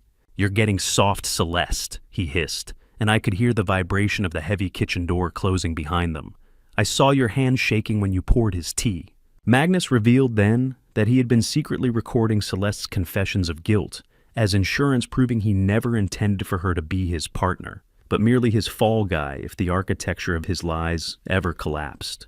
"He's my father, Magnus," she whispered, her voice reflecting in the stainless steel fridge as a distorted, shimmering ghost. "He looks so small. Are we really doing this? I raising a daughter, but he had turned her into a ghost." His anger wasn't an explosion. It was a slow-acting acid eating away at her, until there was nothing left but a hollow shell of the girl I used to walk to school. Magnus trapped her against the counter, and I heard the sharp, violent clink of a glass being slammed onto the quartz. He reminded her of the dangerous people expecting their money by Friday, and how her name was on every fraudulent withdrawal from my accounts. He framed my death as her only path to staying out of prison and keeping her children. "If we stop now, the bank takes the house on Monday, and the SEC takes me on Tuesday." He said, "Where do you think that leaves you and the kids? How do you save someone who is holding the very hand that's strangling them?" "Please," she begged, her spirit visibly snapping. "Don't hurt him anymore. Just let the doctor handle the papers." Magnus merely laughed, a sound like dry leaves skittering over a grave. He mentioned a boating trip for the weekend, the same method he used to kill Margaret Thornton, and I realized my execution date was set for the next 48 hours. I felt a surge of paternal protective rage, realizing I had to destroy my own daughter's marriage to save her life from this actuary of murder. I watched her through the gap as she collapsed into a chair, her shoulders heaving with silent, broken sobs that smelled of cold coffee and floor wax. She was a hostage to her own vanity and his malice. The sharp, rhythmic whistling of Magnus began as he walked away, a tune I recognized with a shiver from Helen's funeral. The sound of Celeste's spirit breaking was quieter than I expected. But as Magnus's footsteps faded, I knew the clock hadn't just started, it was about to strike midnight. I remained in the dark, my heart a heavy stone of resolve, knowing the river was calling for me once again. The soft creak of the studio door and the smell of oil paints and despair followed me as I stepped into my daughter's private sanctuary. Walking into Celeste's studio was like stepping into a cathedral of denial, where every swatch of silk and marble tile was a prayer meant to drown out the sound of her own conscience. I found her frantically rearranging mood boards, her movements jerky and desperate, as if she were trying to physically reorder a world that was falling apart. I realized then that she hadn't just been spending the money. She'd been funneled into a silent partnership in a shell company that Marcus Webb used for money laundering. A deeper rot than I had ever imagined. I chose to abandon the agitated persona Magnus expected. "I know you're in there, Celeste," I said, my voice cutting through the clinical silence. Not the designer, not the accomplice. My daughter. She flinched, her hands clutching a fabric swatch as if it were a life preserver. "Dad, please." Magnus said you'd get like this. "You need your medicine." I ignored the tea tray and the luxury finishes of the room, the granite and gold that served as the walls of her own prison. "I know about the $250,000 debt you personally signed for and the forgery at the hospital." I was trying to shore up a load-bearing wall that had already been turned to sawdust by termites of her own making. "Grace isn't about what you deserve, Celeste. It's about what you choose to protect now. Help me save Milo and Lark, and I will forgive it all. I will protect you from the police, but only if you help me expose him." "It's too late," she whispered, the wet, gasping sound of her breath filling the space between us. "The papers are already filed. I'm part of it, Dad. I'm the one who signed. The mirror didn't lie. She saw a criminal. I saw my little girl drowning in a sea of gold-plated lies." She caught her own reflection in a large silver-framed mirror and recoiled, the distortion of her face in the polished surface matching the ruin in her heart. "Could you truly forgive a mistake this big?" she asked, her voice a fragile reed. "I already have," I replied, my heart breaking for the legacy we had lost. "But the law won't." I stood among her expensive samples, a silent witness to her collapse. She didn't choose the light. She chose the fear. Celeste fled the studio, sobbing into her hands, leaving me alone with the rhythmic ticking of the minimalist studio clock. As she ran out, a single document fluttered from her desk and landed at my feet. I picked up the paper, expecting another bill or a design spec, but it was an itinerary for a boating trip. My eyes locked onto the time printed in bold, 5 p.m. Not this weekend. Today. The realization hit me with the force of a structural collapse. I looked at the studio clock. It was already 9:30. I had less than 8 hours to live. Magnus had planned the boating trip as his primary execution method, the same technique he'd used on Margaret Thornton. But the moment we arrived at the precinct, he knew the timeline had collapsed. The GPS tracker in Helen's ring betrayed our location, forcing him to abandon the slow, calculated drowning for something more desperate: hostages. The children weren't part of his original plan. They were his emergency exit strategy when the architecture of his lies began to crumble. The silent house around me no longer felt like a cage. It felt like a tomb being sealed in real time. I had to move, and I had to move now before the tide of Magnus's final plan washed over the last of my family's foundations. 8 hours left to live. That was the silent calculation running through my mind as I stood alone in the studio. My survival now depended on something no larger than my thumbnail, a small piece of plastic, and the bravery of a boy who should never have needed to learn how to hide evidence from his own father. The grandfather clock in the hallway ticked loudly each second, striking my nerves like a hammer. Then I heard footsteps, fast, uneven. Milo burst into the room, his sneakers slapping against the wooden floor. He looked breathless, pale, and terrified. His hands trembled as he dug into his pocket.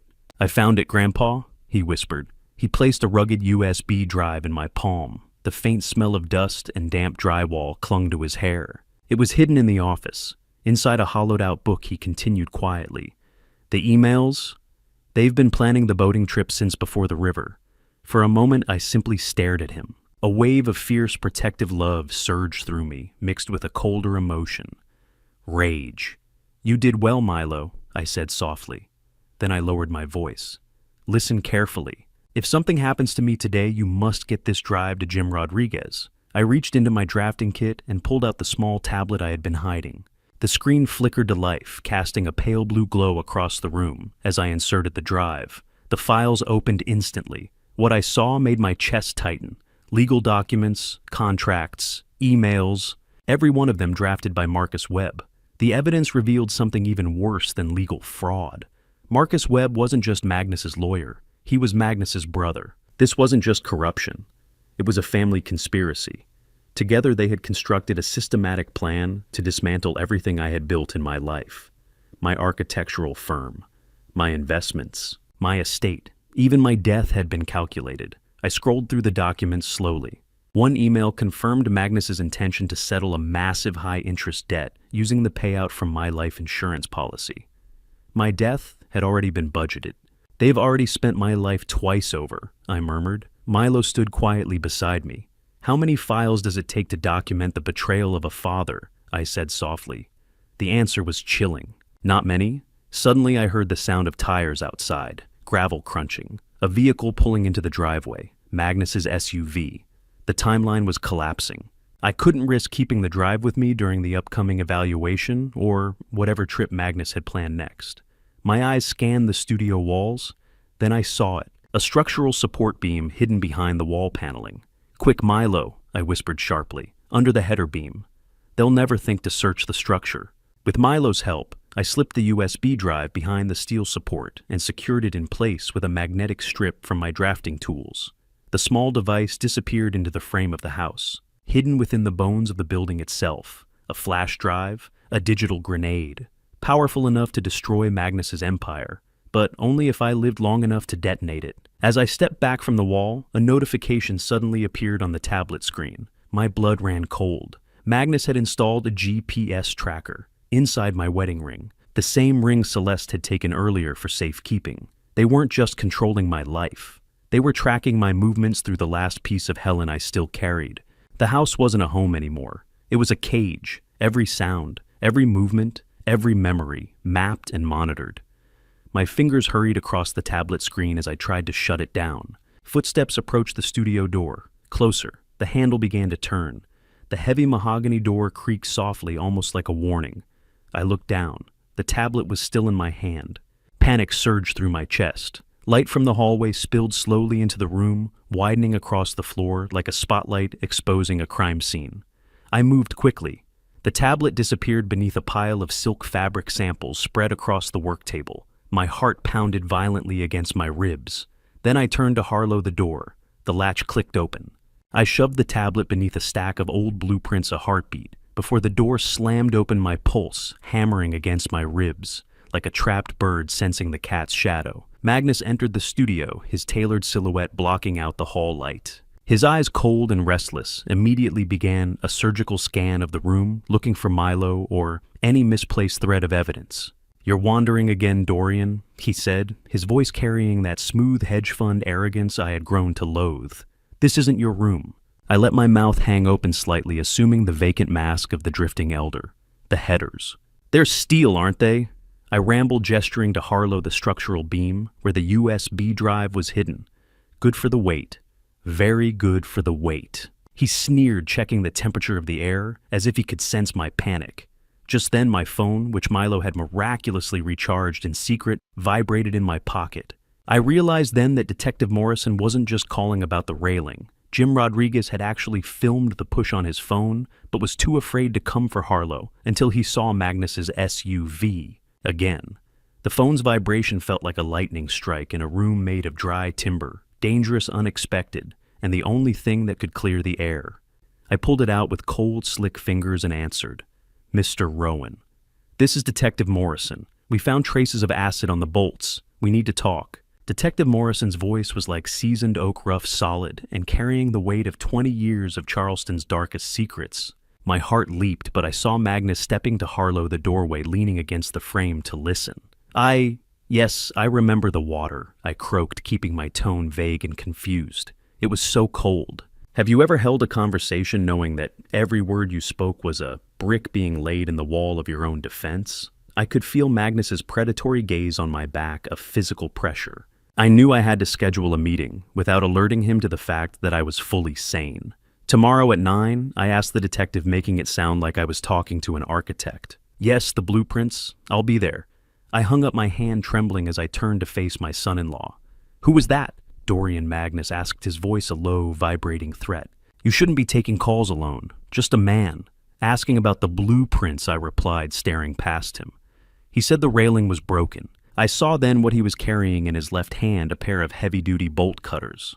The smell of metal and lubricant from the tool filled the small space, a sharp, industrial scent that signaled his intent to destroy any remaining structural evidence, or perhaps to silence the man who knew too much. He didn't say another word, but he slowly tapped the steel jaws of the bolt cutters against the doorframe, the rhythmic clack sounding like a judge's gavel. His eyes promised that I would never make it to that 9 o'clock appointment. The shadow of his frame stretched across the floor, reaching for me like a dark tide. I stood my ground, the cold sweat slicking my phone's casing, knowing the final structural failure of our family was no longer a possibility, but a certainty. Reading the truth about how my daughter was hunted wasn't like reading a diary. It was like reviewing the structural stress tests of a building designed specifically to collapse with her inside. I retreated to the dimmest corner of my attic room, the blue light of the tablet searing into my tired eyes as the cooling fan whirred a frantic mechanical prayer. I opened the file titled Project L on the flash drive, which Milo had recovered from the office. It was a terrifyingly detailed timeline starting from 2019, documenting Celeste's deepest insecurities, her favorite luxury brands, and the raw, jagged edges of her grief over Helen. Magnus had noted exactly when to provide emotional support, and exactly when to introduce the seductive lure of offshore investments. Every romantic milestone in their marriage was a calculated financial maneuver. Target demonstrates high attachment to status symbols. I read the words a cold grease on my palm. Use debt to ensure compliance. He wasn't her husband. He was her Harlowan. His words were like termites in the beams of our family tree, quiet and visible, and dedicated to turning our history into dust. I discovered that Magnus was actually the anonymous tipster who reported my architectural firm for a minor building code violation in 2020. He had done it specifically to create the first seed of confusion in my professional record, a crack in the foundation he intended to widen. The journal detailed his efforts to isolate Celeste from her old friends and from me, manufacturing misunderstandings and forgotten phone calls to make her believe I was losing my mind years before the river incident. He made her choose between her vanity and her father, and he made sure vanity won every time. The nauseating smell of the chemical paint in the small room seemed to thicken with every sentence I scrolled through. The last entries detailed the Dorian Rowan liquidation. Magnus had calculated the exact date his hedge fund's debt would go public and set my accidental death for 3 days prior. How do you breathe when you realize the man tucking your grandchildren into bed is the same man who has already priced their silence? The journal ended with a chilling one-line entry about Milo and Lark suggesting they would be sent to a boarding facility in Marcus Webb's name once the insurance cleared. He was going to sell my grandchildren to pay for his mistakes. The vibration of my own heart thudded in my ears as I reached the final digital folder. It contained a copy of a letter Magnus wrote to be found after my death, a forged suicide note that blamed my unbearable dementia for my choice to end my life in the river. It was a perfect mimicry of my signature, a final professional insult from a predator who saw people as mere building materials. I felt physically ill, a cold sweat slicking my skin, as I realized the systematic nature of his grooming. I wasn't just a victim, I was a line item being crossed off. I stared at the forged suicide note on the screen, my own signature perfectly mimicked at the bottom, and then I heard the heavy, deliberate tread of Magnus's shoes stopping directly outside my door. He didn't knock. He simply stood there, a shadow against the threshold, and I knew the blueprints for the final confrontation were already in his hand. The gray, soupy light of a Charleston dawn crept through the attic window, and the sound of a zipper on a duffel bag downstairs signaled that the final phase had begun. I shoved the tablet deep into my waistband, the cold metal, a sharp reminder of the evidence I carried. Magnus ushered me to the SUV with high-spirited energy that made my skin crawl. He was talking about the boating trip, as if it were a re-Harlow for my recovery rather than a planned execution. Celesta stood by the driver's side, her hands gripping the door handle so hard her knuckles were white. Magnus leaned in, his voice full of that hollow practice charm. "Drive safe, Lee. Make sure Dad stays comfortable. I'll meet you at the marina in 20. I have him, Magnus. Just go."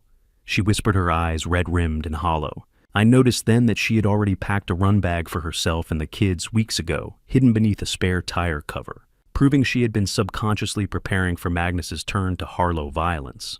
The smell of leather and expensive perfume in the SUV was suffocating as we pulled out of the driveway.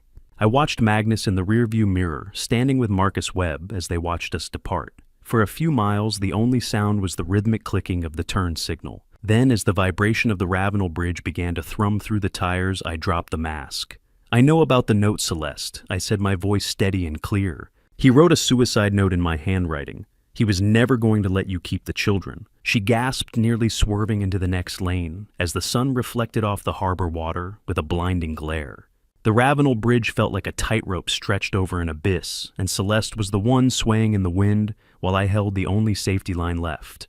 "Daddy, I'm so sorry," she sobbed, her frantic, shallow breathing filling the cabin. I thought it was just the money. I saw the kerosene receipt, but I was too scared. I reached out and put my hand over hers on the steering wheel. "Grace isn't about what you deserve, Celeste. It's about what you choose to protect now. He has a GPS tracker in my wedding ring. He's watching us right now. What is the sound of a lifelong lie finally snapping? It's quieter than you'd think. It sounds like a turn signal clicking in the dark." As we reached the end of the bridge, her phone buzzed with a text from Magnus, but she didn't look at it. "Turn the wheel, Celeste," I commanded. "End this structure before it kills us all." With a violent yank, she steered the SUV to Harlow, the downtown precinct exit.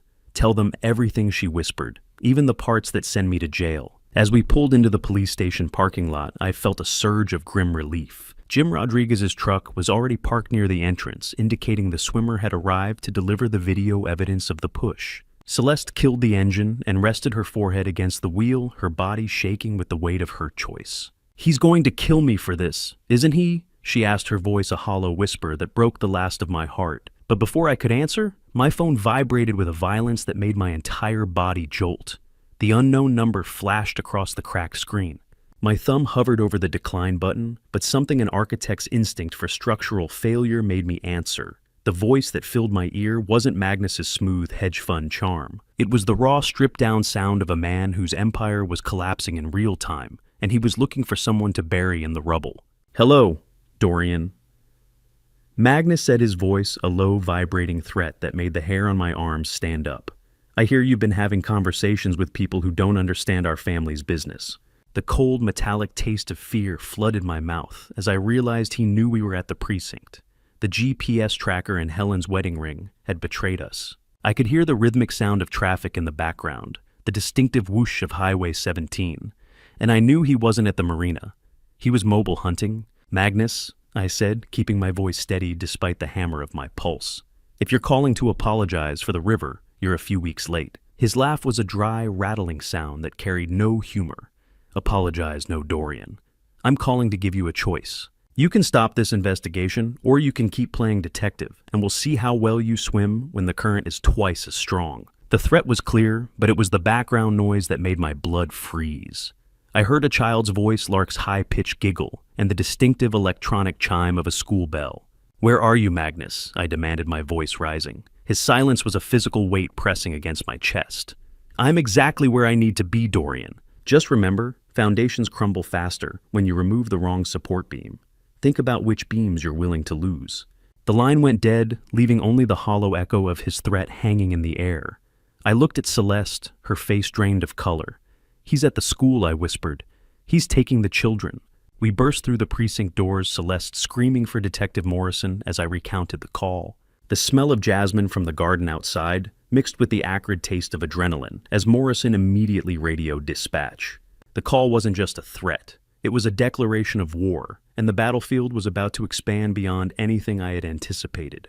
As sirens began to wail in the distance, I knew the structure of our family was about to face its final stress test.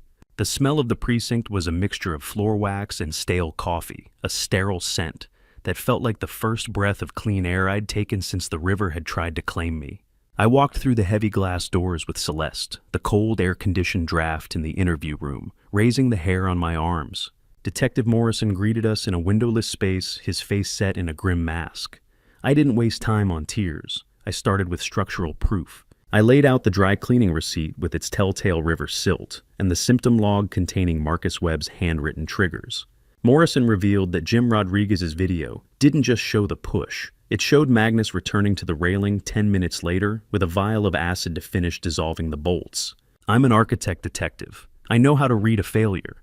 I said, my voice finally steady. This railing didn't rust. It was assassinated. Morrison nodded slowly, the scratch of his pen on his legal pad, the only other sound.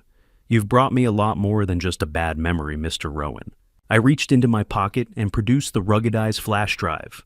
The metallic smell of the evidence bag felt like victory as I handed it over. I explained the email chain between Magnus and Marcus Webb, the liquidation timeline, and the horrific Predator's journal. As the drive was plugged into a workstation, a blue, flickering light from the monitor washed over us. Laying out the evidence was like placing the final stones in a dam. I could feel the current of Magnus's lies finally starting to slow against the weight of the truth. The room went silent as Morrison scrolled through the cold tabulated plans for my death. It's all here, I whispered. The life insurance, the shell companies, and the previous victims. My God, Morrison muttered. He has a spreadsheet for the probate period. A tech specialist with a buzzed haircut and eyes that move faster than the data on his screen, Agent Miller took the drive with a pair of sterile tweezers. He began verifying the digital signatures on the forged power of attorney, while the hum of the precinct's server fans filled the gaps in our conversation. I pulled out my tablet and showed the GPS tracker notification. If the ring is in this building, Magnus knows we're here, I warned. We need to shield that signal. Now. Morrison barked an order to Miller, who moved with sudden frantic energy to isolate the device. How does it feel to see your own life being sold off in a dark web auction, while you're still sitting in a room with the heat on Agent Miller's fingers flew across the keys? He discovered a hidden partition on the flash drive containing live stream credentials for cameras in the Mount Pleasant house. Magnus wasn't just watching me. He was broadcasting my perceived decline to a private bidding group of predatory lenders.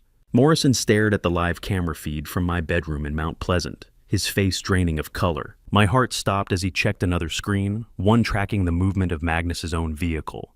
If he's not tracking you, he whispered, looking up at me with eyes full of a new sharp panic. Why is he at the school? There is no architectural filter for a father watching his only child dismantle her own life sentence by sentence through the cold transparency of a two-way mirror. I stood in the darkened observation room, the cold, oily feel of the observation glass pressing against my forehead. On the other side of the partition, the harsh, unforgiving glare of the overhead LED panels washed the color from Celeste's face, making her look like a ghost in her own story. Detective Morrison pivoted with clinical precision, shifting from my ally to her interrogator. I watched her trembling hands reach for a plastic cup of water, her smudged mascara tracing paths of ruin down her cheeks. Celeste revealed then that she had secretly recorded one of Magnus's phone calls with Marcus Webb, where they discussed the final solution for me. She had evidence of the murder plot, a digital recording that could have saved me weeks ago, but she had chosen to hide it out of a paralyzing fear for her own safety. I just wanted the house back. Detective, she whispered, her voice, a muffled echoing quality over the intercom. Magnus said it was just a temporary loan from Dad's estate. Morrison didn't blink. A $250,000 loan, without his consent, is called grand larceny Celeste. The glass between us was more than just silica and lead. It was the physical manifestation of 40 years of trust being ground into sand. I watched her break down completely when Morrison slid the power of attorney document across the table. She admitted she knew it wasn't my signature, but she had been convinced by Marcus that it was a legal necessity to protect us from bankruptcy. Magnus hadn't just used her greed. He had used her terror of failure to turn her into a criminal. I didn't know about the river. She wailed, her voice cracking under the scent of ozone from the recording equipment. I swear on my children's lives, I thought he just fell. But you didn't tell the doctors the truth when he tried to speak, did you? Morrison countered. She couldn't answer. She simply stared at the table, a structure collapsed under its own weight.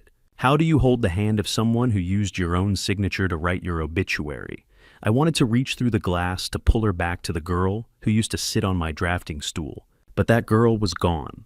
Morrison informed her that while her cooperation would be noted, her actions made her a co-conspirator. The realization of a prison sentence finally hit her, and she looked to Harlow, the glass instinctively knowing I was there. "Daddy, are you there? Please." Her eyes were pleading for a structural rescue I could no longer provide. As she was being led out by a uniformed officer, she stopped at the door, whispering one last detail to Morrison. "Magnus has a second untraceable vehicle hidden in a rental lot for emergencies," she said, her voice hollow. "He's going to use it today." Celeste's eyes locked onto mine through the one-way glass, and in that moment, the daughter I knew vanished. Replaced by a woman who realized that her perfect life was actually a prison she had helped build. I remained in the dark, my heart a heavy stone of paternal sorrow, as the weight of her complicity settled over the room like a shroud. The daughter I had built my world around was now a stranger facing the ruins of her own making. The heavy thud of the door closing behind Celeste left a hollow ringing in my ears, soon replaced by the frantic crackle of Morrison's radio. It was a high-priority alert from the school district, a sound that turned my exhausted justice into a cold, sharp spike of adrenaline.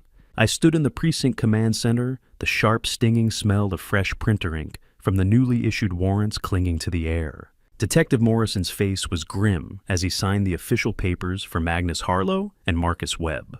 "It's done, Dorian," he said, his voice barely audible over the overlapping barks of police radios. "We have enough for attempted murder and conspiracy." I looked at the ink still glistening on the page. "Just make sure he doesn't see the strike team coming," I warned. "He's a structural thinker. He'll look for the exits before you even reach the driveway." The machinery of justice was finally pivoting, but the structural integrity of my relief collapsed when the desk phone rang. It was the principal of the Children's Academy. Her voice was thin and panicked as she reported that Magnus had arrived 20 minutes ago, claiming I had suffered a massive stroke. He told them he needed to take Milo and Lark to the hospital immediately. Because Celeste had authorized him as the sole decision-maker for school pickups just 2 days after the river incident, they had released my grandchildren into his hands without a single question. "He took them," I shouted, the cold sweat dripping down my neck. "But I'm standing right here, Mr. Rowan, stay calm," Morrison said, though his own jaw was tight. "We're tracking his vehicle now." The warrants were just paper walls, and Magnus had just driven a wrecking ball through the middle of them. I discovered then that the passports were missing from the home safe. He had been planning this escape contingency for weeks. Before I explain what the GPS signal means, I'd love your feedback. How would you rate this story so far from 1 to 10? Leave your rating in the comments. It really helps improve future stories. And a quick note, the next part includes some dramatized details for storytelling. If that's not for you, feel free to stop here. The command center fell into a localized heavy silence as the tech specialist pointed to the monitors. The GPS tracker in the wedding ring showed the vehicle was stationary at a downtown mall Magnus had dumped the anchor. He wasn't running for the state line yet. He was repositioning. Do you know the exact temperature of fear? It's the ice water flash that hits your spine when you realize your grandchildren are in the hands of a man who sees them as bargaining chips. "He's not running, detective," I whispered, my voice cracking. "He's taking hostages. He's using my own flesh and blood as a structural shield." The precinct's televisions all flickered simultaneously to the emergency broadcast, a synchronized pulse of light that made the room feel smaller. There beneath the bold red letters of the Amber Alert were the smiling school photos of Milo and Lark. I stared at their faces, the silence of the command center becoming absolute as every officer held their breath, realizing the man we were hunting had just turned the children into his final exit strategy.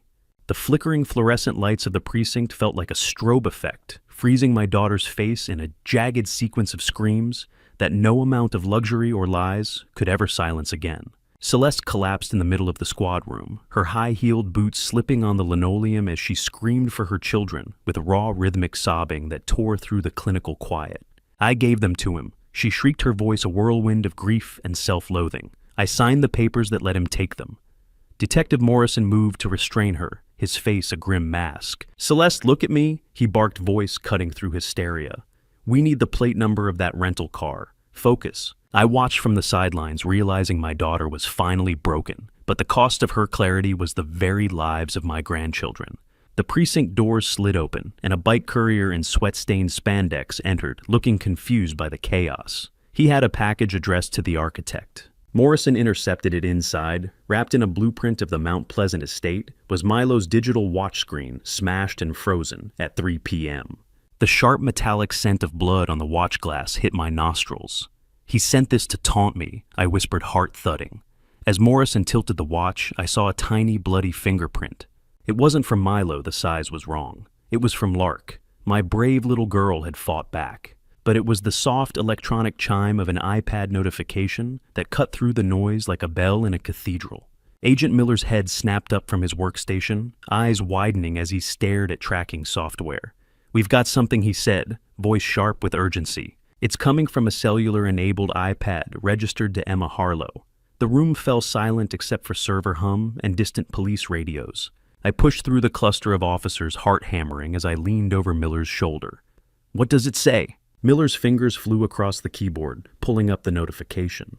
It wasn't a standard message, it was a location pin dropped in the Find My Friends app, the kind of breadcrumb a smart child would leave when she knew her phone had been taken. Attached was a single line of text typed with careful precision: "Blue Heron Motel, Highway 17 North, Room 14. The message was time-stamped 3 minutes ago, and below was a second line that made my blood run cold. "Grandpa, he has a knife. Please hurry." "That's my girl," I whispered, voice breaking with pride and terror. "She's telling us where they are." Morrison was already on his radio, barking orders. "All units, we have a confirmed location. Blue Heron Motel, Highway 17, North Room 14. Suspect is armed with a blade holding 2 juvenile hostages. Code 3 response, but maintain perimeter. No sirens within half mile. I need SWAT mobilized now." The room exploded into motion, but I stood frozen. The Blue Heron Motel was a relic from Charleston's past, a 2-story roadside motel on the edge of condemnation. I knew it well. My firm had assessed its structural integrity in the 90s. The building was a death trap of rotting wood and failing supports, and Magnus had chosen it for exactly that reason. "How long until SWAT arrives?" I asked. Miller checked his screen. 12 minutes, sir. Maybe 15 with traffic." 12 minutes was an eternity for 2 children trapped with a man willing to kill. I looked at Morrison, resolve hardening. "I'm going with you, and I'm going in first." Morrison opened his mouth to argue, but I cut him off. "He knows me, detective. If you send in a badge, he'll panic, but if I walk through that door, he'll think he still has control." Morrison stared at me, then nodded. "You wear a vest, and you follow my lead. The second I give the signal, you drop to the floor." "Understood." As we rushed to Harlow, the parking lot, I looked at Emma's message one more time. She had given me the blueprint. Now I had to execute the rescue. The Blue Heron Motel wasn't a landmark. It was a tombstone marking the death of Charleston's roadside glory. A 2-story relic with peeling paint and a flickering neon sign that buzzed like a dying insect. As Morrison's cruiser skidded into the gravel parking lot, the smell of hot asphalt and stale exhaust mixed with salt breeze from the marsh beyond. I stepped out the bulletproof vest they'd forced me into feeling like a cage and stared up at the second-floor walkway where Room 14 sat like a dark, unblinking eye. The motel was structural decay, incarnate rusted railings, cracked concrete windows covered with sun-bleached curtains. It was exactly where a desperate man would make his final stand. SWAT had established a perimeter, black-clad forms moving like shadows as they positioned behind vehicles and along the exterior stairwell. Morrison gripped my shoulder. "He's in room 14, second floor, northeast corner. Curtains drawn, no movement, but thermal shows. 3 signatures, 2 small, 1 adult." Relief that my grandchildren were alive was crushed by knowledge of what Magnus could do when cornered. How do you negotiate with a man who sees humans as line items on a balance sheet? Morrison's radio crackled. "All units in position. Snipers on adjacent building have a clear line to the window, but can't get a shot without risking the children. Recommend contact and negotiation." Morrison turned to me. "This is your play, Dorian. Walk up, knock, keep him talking. The second he lowers that knife or moves from the kids, we breach. But if he makes a move, you hit the floor." I adjusted the vest, feeling the concealed wire taped to my chest. The microphone was cold against my skin, a reminder that every word would be heard by officers waiting for their cue. I began the long walk across the parking lot, footsteps crunching on gravel, The afternoon sun was brutal, reflecting off metal railings. As I climbed the stairs, each step groaned. I noticed cigarette butts crushed in corners, a child's toy near room 12, the smell of mildew and cheap disinfectant. When I reached the walkway, I saw the door faded teal paint, tarnished brass number, hanging askew. I paused, hand hovering, and took a breath. A television filtered through the walls, news discussing the Amber Alert with my grandchildren's faces. "Magnus," I called out, voice steady despite adrenaline. "It's Dorian. I'm alone. No police, no weapons. I just want to talk." Silence was a living weight, suffocating. Then the metallic click of a deadbolt withdrawing, and the door cracked open. Magnus's face appeared in the gap, and I barely recognized him. The expensive running gear was gone, replaced by a rumpled shirt stained with sweat. His eyes were bloodshot and wild, the polished manager stripped away to reveal a hollow shell. "You shouldn't have come, Dorian," he whispered. "This could have ended cleanly. Now you're making it worse." Behind him I glimpsed Milo and Lark huddled on the far bed, faces pale with terror. The structural walls of my resolve solidified as I looked into my grandchildren's eyes and knew that whatever happened next, I would not let this man take them from me. The motel room was a capsule of desperation, air thick with stale cigarettes and fear. I stepped across the threshold, eyes locking onto Milo and Lark on the far bed. They were alive, but terror in their eyes was a knife twisting in my chest. Magnus closed the door with a soft click, the deadbolt sliding home with finality. The room was exactly what I'd expected. 2 sagging beds with faded floral bedspreads, a battered nightstand, a small table near the window where Magnus had set up his command center.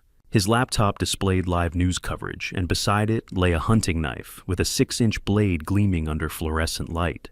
"Don't move," Grandpa Milo whispered. "He has the knife."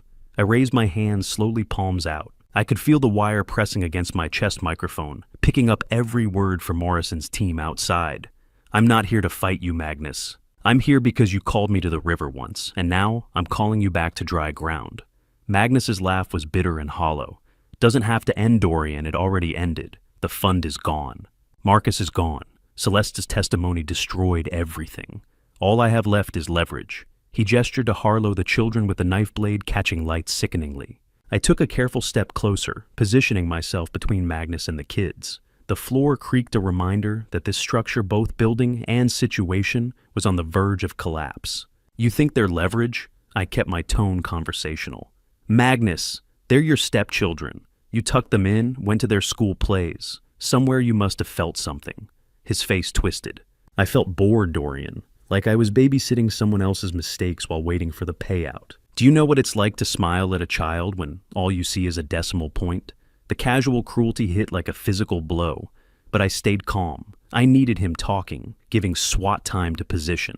Through the curtain gap, I caught a glimpse of a black-clad figure on the exterior walkway. They were getting into position, but the room's layout made a clean shot impossible. Magnus stood too close to the window. "You're right, Magnus. I underestimated you. Margaret, Susan, even me. You're a builder like I am. You just build with different materials." His eyes narrowed. "What are you saying? I'm saying you win. You want leverage, take me. Let the kids go and I'll be your hostage. I'm worth more alive. I'll sign whatever you want. Just let them walk out." For a moment, calculation flickered across his face. But then Milo spoke, young voice cutting through tension. "Don't listen to him, Magnus. Grandpa's wired. The cops are right outside." My blood turned to ice as Magnus's gaze snapped to my chest, eyes widening. The boy had just thrown a grenade into the negotiation. Magnus's face contorted with rage as he lunged, knife raised, and the careful architecture of the standoff collapsed into chaos. Outside, Morrison's voice crackled over megaphone, "Magnus Harlow.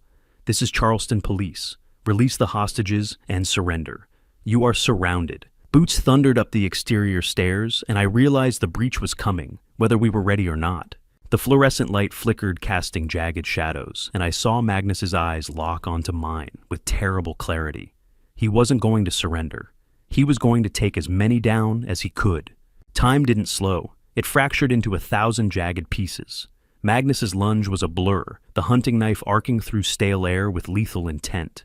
I threw myself back Harlow's shoulder, slamming into the cheap dresser as the blade whistled past my face close enough that I felt air displacement. Behind me, Lark screamed high and piercing, freezing Magnus for a heartbeat. That moment was all Milo needed. The boy launched from the bed, colliding with Magnus's legs in a desperate tackle that sent him stumbling. The knife clattered across the floor, skittering under the bed, and I heard the most beautiful sound, the splintering crack of the door being blown off its hinges. Breach, breach, breach, SWAT flooded in like a black tide boots thundering. Flash grenades detonated with blinding light and concussive blast that rattled my teeth. I dropped to the floor, covering my head, as the world became chaos, shouted commands and acrid smoke. Get down, get on the ground, hands where we can see them. Magnus's scream of rage cut short as officers tackled him, their weight driving him into carpet, zip ties ratcheted tight, then Morrison's voice, secure the suspect, get the children out. Clear the room. Strong hands pulled me up, guiding me to Harlow the door. Through smoke I saw Milo and Lark being carried out by officers wrapped in protective arms. Grandpa Lark's voice cut through noise. I'm here, sweetheart, I called, voice breaking. You're safe now.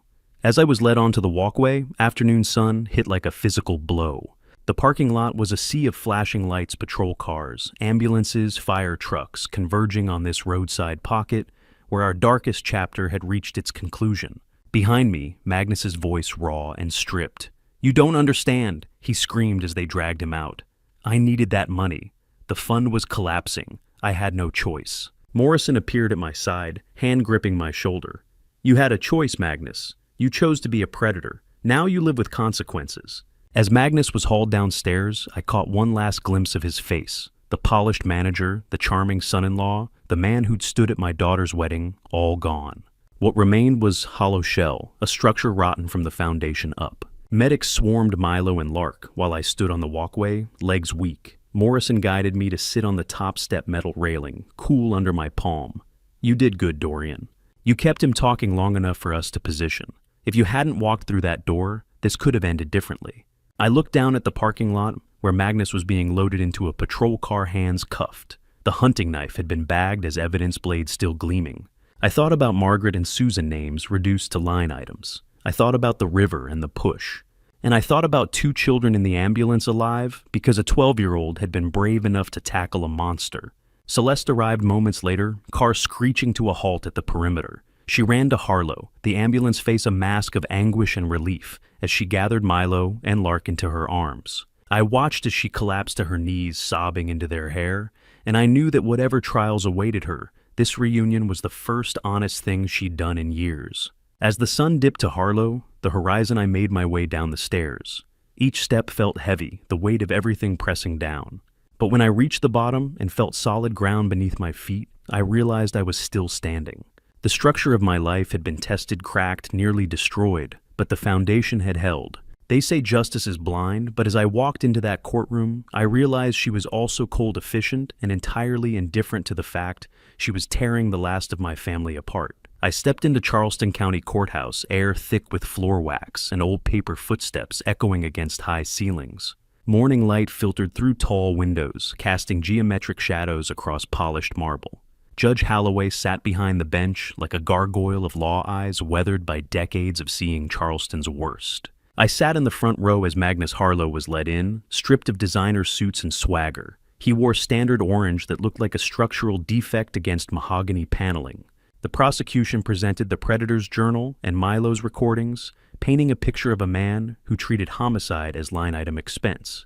They detailed Margaret Thornton's boating accident, Susan Whitfield's drowning, and the meticulous planning of my attempted murder. The courtroom fell silent as they played audio of Magnus's motel confession. I did what was necessary for the fund. You don't build a legacy, mister. Harlow Judge Holloway said, voice a low, gravelly vibration. You build a cemetery. Magnus refused to look at me, jaw set in final arrogance. The sharp clack of the gavel sounded like a demolition ball. Life without the possibility of parole. The second trial followed immediately, cutting deeper. Marcus Webb, Magnus's biological brother and co-conspirator, was led in wearing chains. The corrupt lawyer had been apprehended at Atlanta Airport, attempting to board a flight to the Caymans with $3 million in cryptocurrency. His arrest had been swift. Morrison's coordination with federal marshals. Webb's face was resigned as charges were read: conspiracy to commit murder, elder abuse fraud, money laundering obstruction. Evidence was overwhelming: forged power of attorney shell companies, notarized documents that nearly stripped me of everything. He didn't fight. He simply sat as his attorney negotiated a plea deal for testimony against Magnus. 15 years, Judge Holloway announced gavel striking. No parole eligibility for the first 10. As Webb was led away, he glanced at me, and I saw not remorse, but cold acknowledgement that he'd been outplayed. The prosecution also brought charges against Dr. Sterling Hayes, the cognitive consultant Magnus had paid to fabricate my incompetency evaluation. Hayes's medical license was permanently revoked by the South Carolina Board of Medical Examiners, and he received a 3-year suspended sentence for professional misconduct and conspiracy to commit fraud. The watch he'd worn Magnus's hedge fund merchandise was entered into evidence as proof of their financial relationship. Justice, it seemed, had a long memory for those who weaponized medicine against the vulnerable. The tone shifted to profound tragedy as Celeste took the stand. She looked a shell designer clothes replaced by simple gray dress face bare of makeup.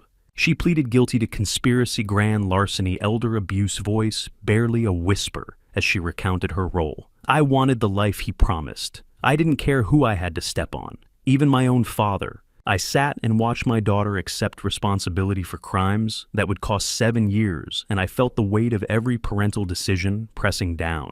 Despite her cooperation, testimony securing Magnus's conviction, her role in the motel, the scale was too great.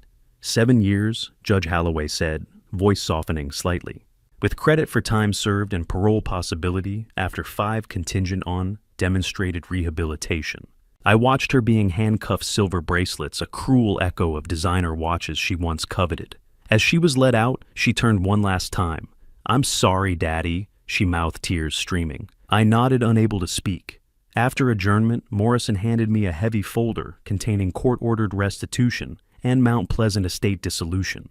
I was granted full permanent guardianship of Milo and Lark, marking the start of a different architectural project, one requiring patience, love, and foundation, built on honesty rather than gold. "They're safe now," Dorian Morrison said on the courthouse steps, "but they're going to need shoring up." I looked at the folder, then at the empty space where my daughter had stood, and realized the hardest part of being an architect wasn't the building. It was knowing which parts of a ruin were worth saving. I spent the morning checking railings on the back porch, not because I didn't trust the wood, but because verifying every support beam had become the only way I knew how to breathe. 6 months had passed since the trials. 6 months of learning to be a full-time guardian while carrying the weight of a daughter locked behind bars. The visiting room at Leith Correctional Institution smelled of industrial cleaner and despair. I sat at a small metal table, hands folded, waiting for the guard to bring Celeste out. Milo and Lark sat beside me, young faces tense. "It's okay to be nervous," I told them quietly. "She's going to look different, but she's still your mom." The door buzzed open and Celeste walked in. The transformation was structural designer labels gone, replaced by standard beige uniform. Her hair was pulled back, face bare, eyes carrying a clarity I hadn't seen in years. "Daddy," she whispered, voice breaking. "I didn't think you'd come." Milo and Lark launched themselves at the plexiglass barrier, hands pressed against the surface. "Mom, we missed you." Celeste pressed her own hands against the glass, matching their small palms. "I missed you too, babies, every single day." The guard allowed a brief contact visit, a privilege earned through good behavior. She hugged Milo and Lark with a desperation that spoke of 6 months separation. When she released them, she turned to me. "I don't know how to start, Dad. I don't know how to apologize." "Forgiveness isn't a sudden coat of paint," Celeste, I replied, taking her hand. "It's the slow process of sanding down old layers until you find smooth wood underneath." She told me about the forensic accounting degree, the therapy sessions confronting the materialism that made her vulnerable. "I want to help people like you, Dad. Track down predators so no one else goes through this." Celeste pulled out a handwritten letter, hands shaking. She read aloud a detailed accounting of every decision, every forged signature, every moment she'd chosen silence over truth. Not an excuse, a confession. At the end, she looked directly at me. "I chose the gold over you, and I'll spend the rest of my life proving I understand what I lost." I reached into my jacket and pulled out Helen's note. "Your mother knew Celeste," I said quietly. She saw the shadows in Magnus's eyes before any of us did. Celeste unfolded it with trembling hands, reading the elegant script, "Don't let our daughter lose her way in the shadows." Tears streamed as she pressed it to her chest. "Mom tried to save me," she whispered, "and I didn't listen." As the guard signaled time was up, Milo handed his mother a drawing, a sketch of the Trad Street house with all of us on the porch, including a small figure labeled, "Mom coming home soon." Celeste held it to her chest. "I'll be home. And when I am, I'll be the mother you deserve." As we walked out into bright November sun, Lark slipped her hand into mine. "Do you think she meant it, Grandpa?" I looked back at the gray concrete building, then down at her hopeful face. "I think she's finally building a foundation worth standing on." 3 years later, I stood at the water's edge, fingers tracing the cold, reinforced steel of the new railing along the Ashley River Promenade. A small memorial plaque honored Margaret and Susan, the women Magnus had treated like disposable scaffolding. The double-bolted supports were exactly what I had recommended. You can't stop the tide, but you can make sure the pilings are deep enough to hold. Never let them tell you that your years have made you weak. Your years are your reinforcement. I reflected on the true meaning of family structure, thinking of Milo's keen eye and Lark's resilience. They were the load-bearing beams of a future that a predator tried to demolish. Even Celeste's scars were part of the foundation now. The oldest buildings know how to survive the storm. I looked out at the Charleston winter sunset, the sky turning deep purple. I have signed over the Rowan firm to Milo, ensuring the legacy continues through the boy who saw the first crack in the wall. Life isn't a finished drawing. It's a constant revision of blueprints until the structure can stand on its own. I turned my back on the river and walked to Harlow, the light of my home, knowing that while the water would always be there, I finally knew how to build a bridge that would never break. Looking back now, I understand this was never only about survival. It became a painful family story about blindness, pride, and the quiet danger of trusting the wrong people simply because they share your blood. For many years, I believed providing for my family was enough. I thought love, silence, and patience would somehow keep everything standing. But this family story taught me something simple and difficult. At the same time, when respect disappears, the foundation of a family has already begun to crack. And in cases of family betrayal, those cracks spread faster than we ever expect. If there is one lesson hidden inside this family story, it is this: never ignore the warning signs, just because the person hurting you carries the same last name. Some people watching might describe what happened as revenge. Others might call it justice after deep family betrayal. But in my heart, it never felt like revenge. Real revenge grows from anger and bitterness. What I chose instead was something much harder: boundaries, truth, and the courage to stand up before everything collapsed completely. If there is one mistake I hope you never repeat from my journey, it is sacrificing your dignity just to keep the peace. When betrayal hides behind polite smiles and shared memories, silence only gives it more power. Protecting the innocent and refusing to let evil hide behind the word family was the only choice I could live with. I also learned something deeper about faith. There were moments when I truly believed the river would become the final page of my family's story, yet somehow the truth surfaced at exactly the moment it needed to. I believe God has a way of revealing what is hidden when the time is right, even when darkness seems stronger. Thank you for walking with me all the way to the end of this journey. I would genuinely like to hear your thoughts. What would you do if you faced the same impossible situation? Your perspective means more than you might realize. And if this story resonated with you, consider subscribing so you don't miss the next one. Just a gentle reminder, while this narrative explores real-world themes, some details were dramatized to strengthen the storytelling experience. If this kind of story isn't for you, feel free to explore other videos that might suit you better.